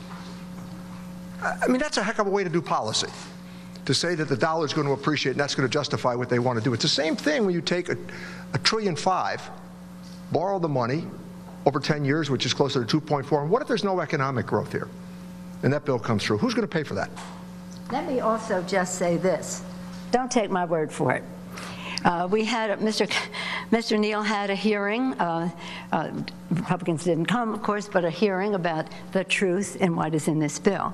And a gentleman, Bruce Bartlett, who had been part of Jack Kemp's supply-side economics agenda, proudly so, he said to us, this whole idea that this trickle-down economics pays for itself is not true, nonsense, and he went in to use a term, BS, except he said the words.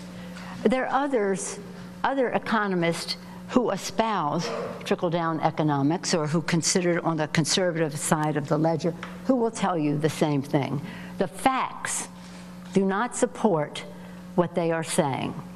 And for them to try to sell a bill of goods to the American people that this meager give with one hand, take with the other, and let us give $1.5 trillion in tax cuts to corporate America, in addition to tax advantages to ship jobs overseas, and let them deduct their state and local, and with all of the money that sucks out of the system, sucks up from the middle class into the wealthy and the wealthy corporations, is going to pay for itself?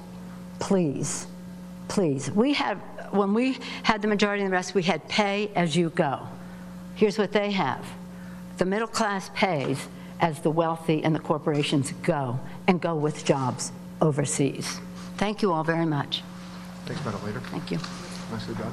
Thank you.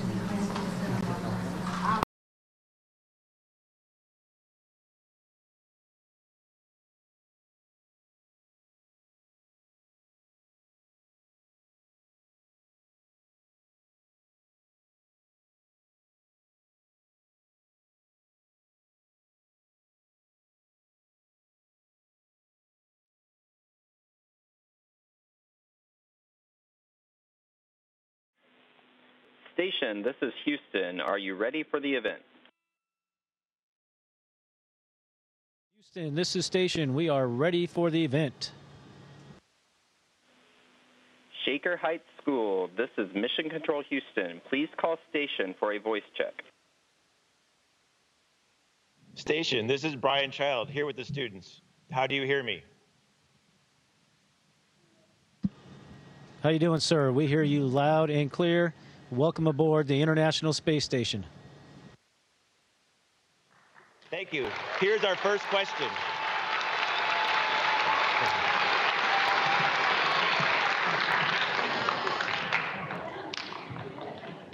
My name is Celia from Fernway Elementary.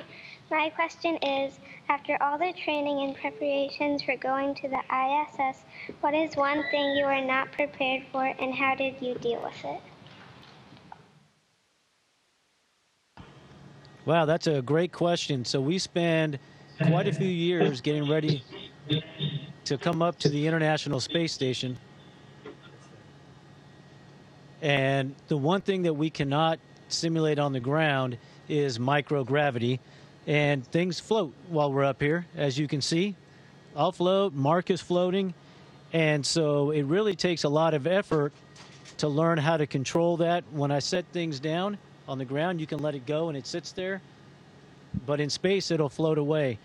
And the way you deal with it is every now and then you lose things, as we all know. But then you learn to use Velcro and you learn to keep track of all your stuff. So it takes a little bit of time to get used to that.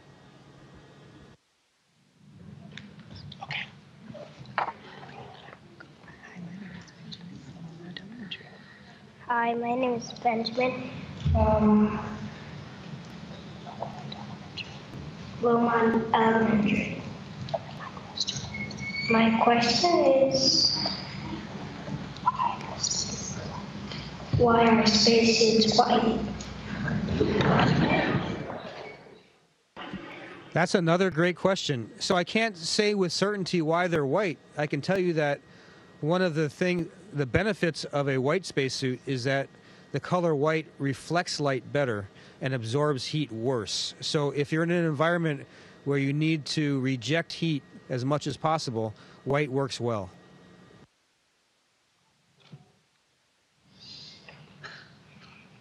Okay, go ahead. Hi, my name is Leslie from Woodbury Elementary. My question is, Do your cells in your body adapt to the change from being on Earth to being in space? How?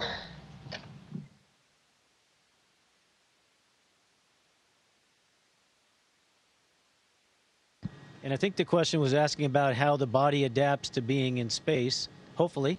So I'll answer that one. It's amazing how the body can get used to being in a different environment so quickly.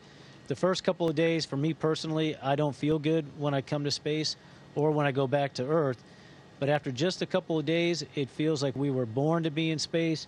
You learn how to move, you learn how to use your feet, and it becomes very, very natural. So our bodies are pretty good for adapting to different environments.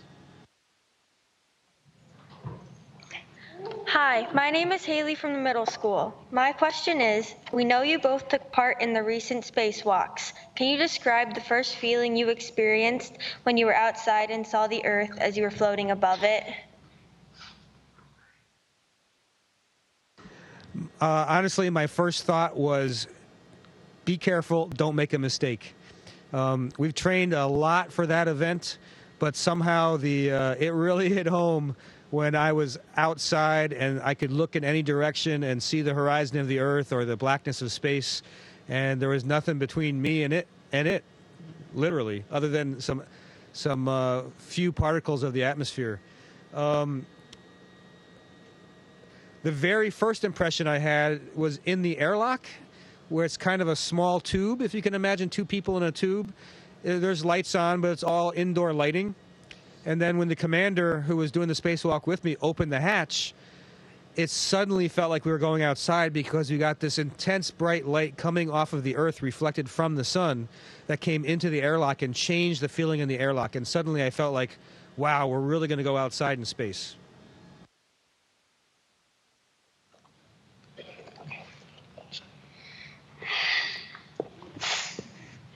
Hi, my name is Drake McCandlish from Mercer Elementary, and my question is, what inspired you to be an astronaut?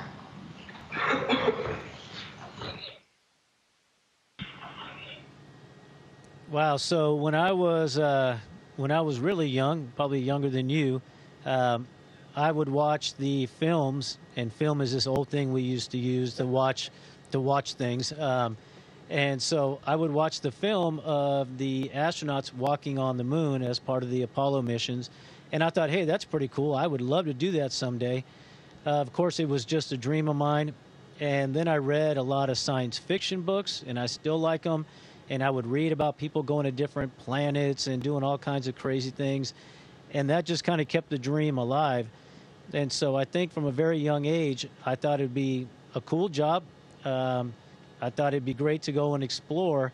And when I was teaching middle school, before I became an astronaut, I saw they were looking for astronauts, and they wanted teachers to become astronauts. And I said, wow, this is my chance. Maybe I can get the job. And so I applied, and here I am today on the space station. So it's kind of cool.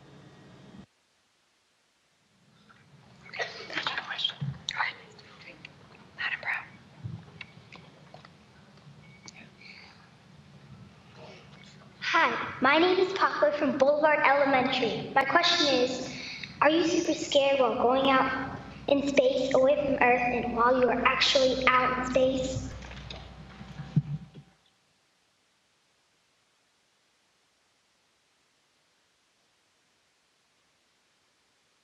Would you mind repeating that question?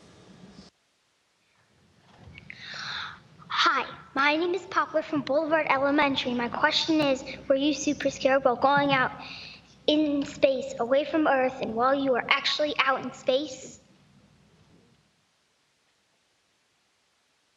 I was, there was certainly, fear was a factor. I was very attentive. I'm not so certain I was afraid more of physical harm or afraid of just making a mistake. There's so much invested in getting us ready that and so many people are supporting us that the last thing I wanted to do is let anybody down.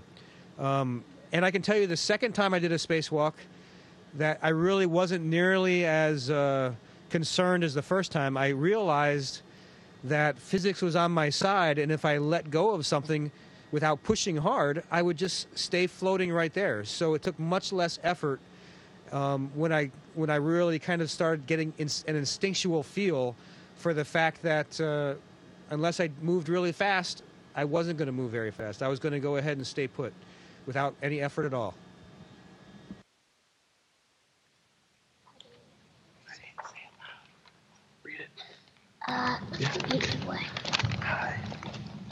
Hi, I am Owe Alua from Onaway Elementary, and my question is, how do you get food in space?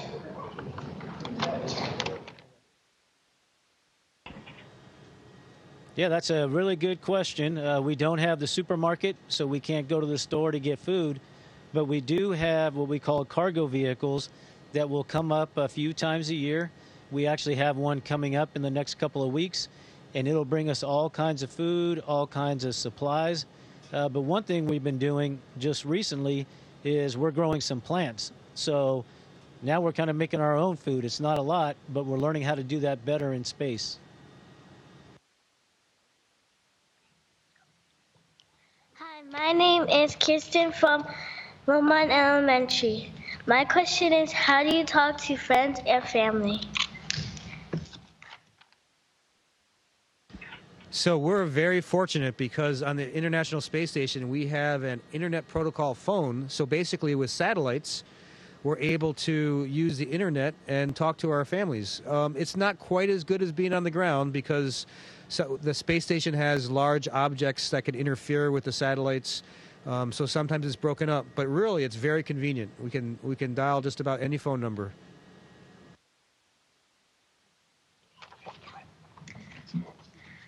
Hi, my name is Kira from the high school. My question is, were you able to see and predict the paths of hurricanes from space during this hurricane season? Well, we can definitely see the hurricanes from up here, and we can take a lot of great pictures that will help scientists learn how the hurricanes behave, how the clouds move. We can't really predict where it's going to go as we're going around the Earth. We see it for a very short period of time, but it is really, really noticeable. And again, we try to provide information to those people on the ground, either the scientists that are studying them or even people that are living potentially in the path of the hurricanes. And then once they pass, if we can also help out by taking pictures of what might have happened afterwards to help with the recovery effort. So there is a lot we can do. And it's one of the nice things about having humans in space is that we can react very quickly to things that we might see looking out the window.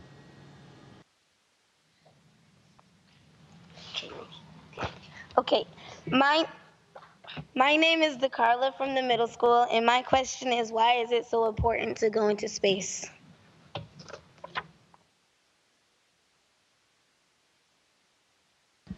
So I think it's important for us to go to space because it is a challenging endeavor that focuses our attention and the attention of science into learning new things. It also gives us opportunities. So first of all, by focusing on doing challenging things, we end up with lots of what we call spin-off technologies, things that we get unexpectedly that help our lives in the ground right away.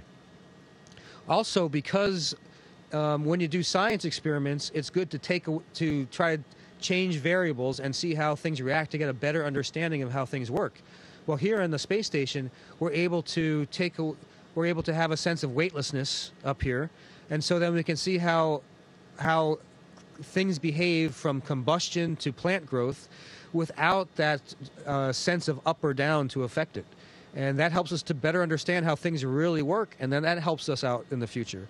And then I really think the human spirit has a strong desire to explore, and it helps us put perspective on where we live now and understand better how we got here and what the future might hold.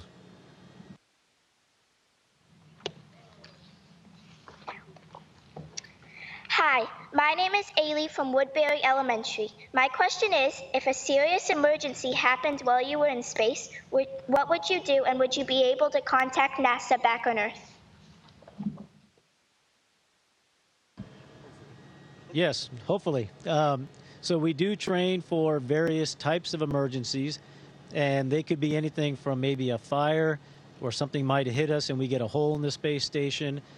Maybe something goes into the atmosphere, but then we could have one of us that might get sick. We might injure ourselves doing work, and so the first thing we would do, it depends on what it is, we'll react to the immediate emergency. If it's a medical emergency, we will call Mission Control and try to talk to one of the flight surgeons there. We have some training, but Mark probably doesn't want me doing too much on him if he has an injury. But having the ground help us in all cases is really important.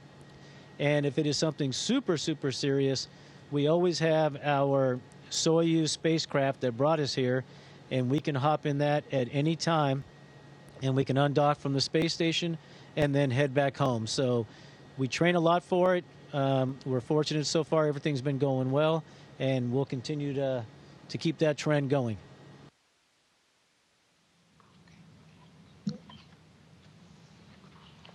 Hi, my name is Jalen from Boulevard Elementary. My question is, can you describe what a typical day on the IS is like?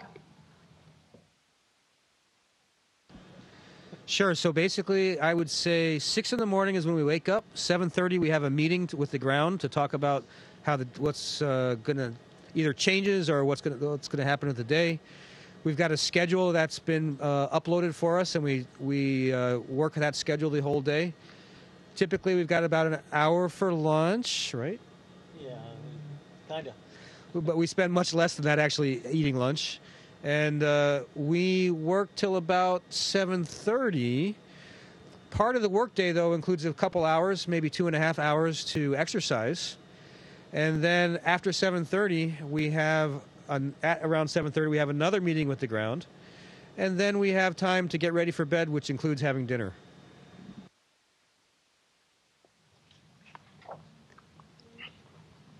Hi, my name is Anya from Fernway Elementary. My question is, what are the qualifications for going into outer space?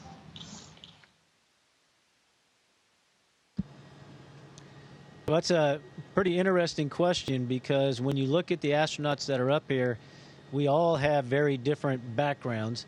But the one thing that we all have in common is we all studied something in the sciences, in engineering or mathematics. And we all have a desire to be in the space, and we all had the dream of coming to space.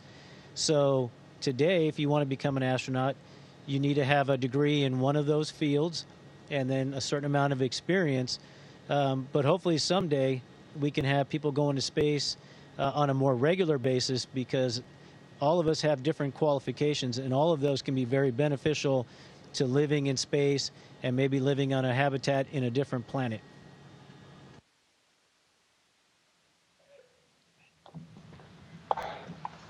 Which one? Hi, my name is Isaac from Onaway Elementary. My question is, have you made any important discoveries yet?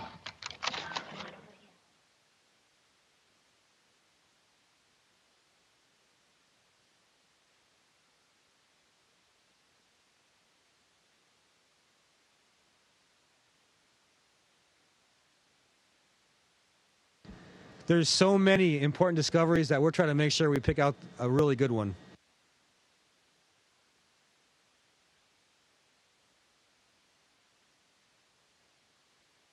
I can tell you just one that I'm aware of off the top of my head. And really, I'm not sure that it was a discovery so much as a potential, an item with potential. There's a lot of hope that some lung tissues that we've grown in the space station may help contribute to finding a cure for cancer. There's also been a lot of learning about regenerating water and making it clean. So we actually recycle all of the fluid from sweat to other stuff, and that's a useful technology to use on the ground. So that's helped contribute to making pure water in places where it's hard to get. And Good. that's all I got right now.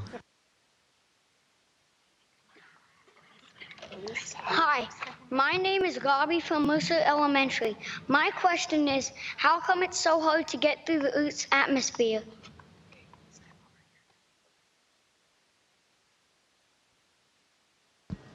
So Mark is the smart one, so he's going to answer that one. He was a physics teacher.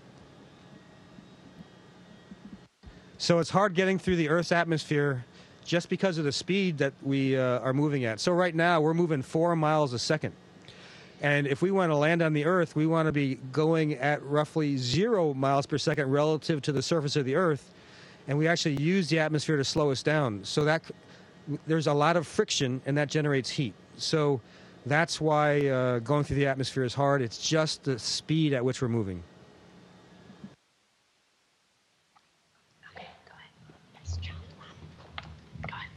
Hi, my name is Brooklyn from Loma.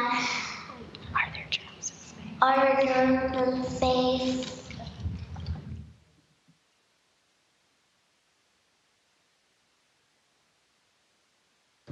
I'm sorry, can you repeat that question, please? Are there germs in space? My name is Brooklyn from Loma.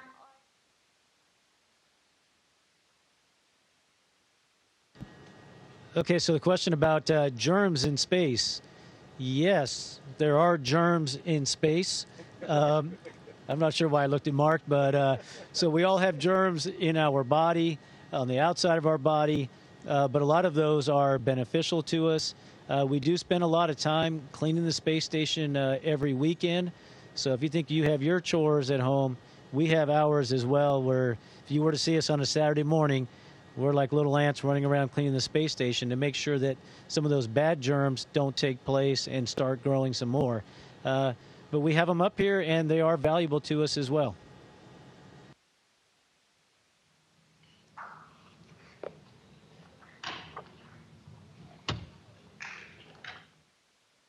Much.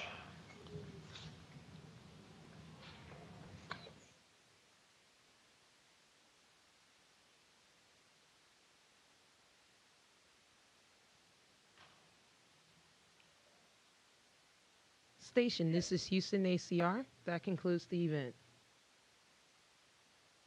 Thank you to all participants from Shaker Heights Schools.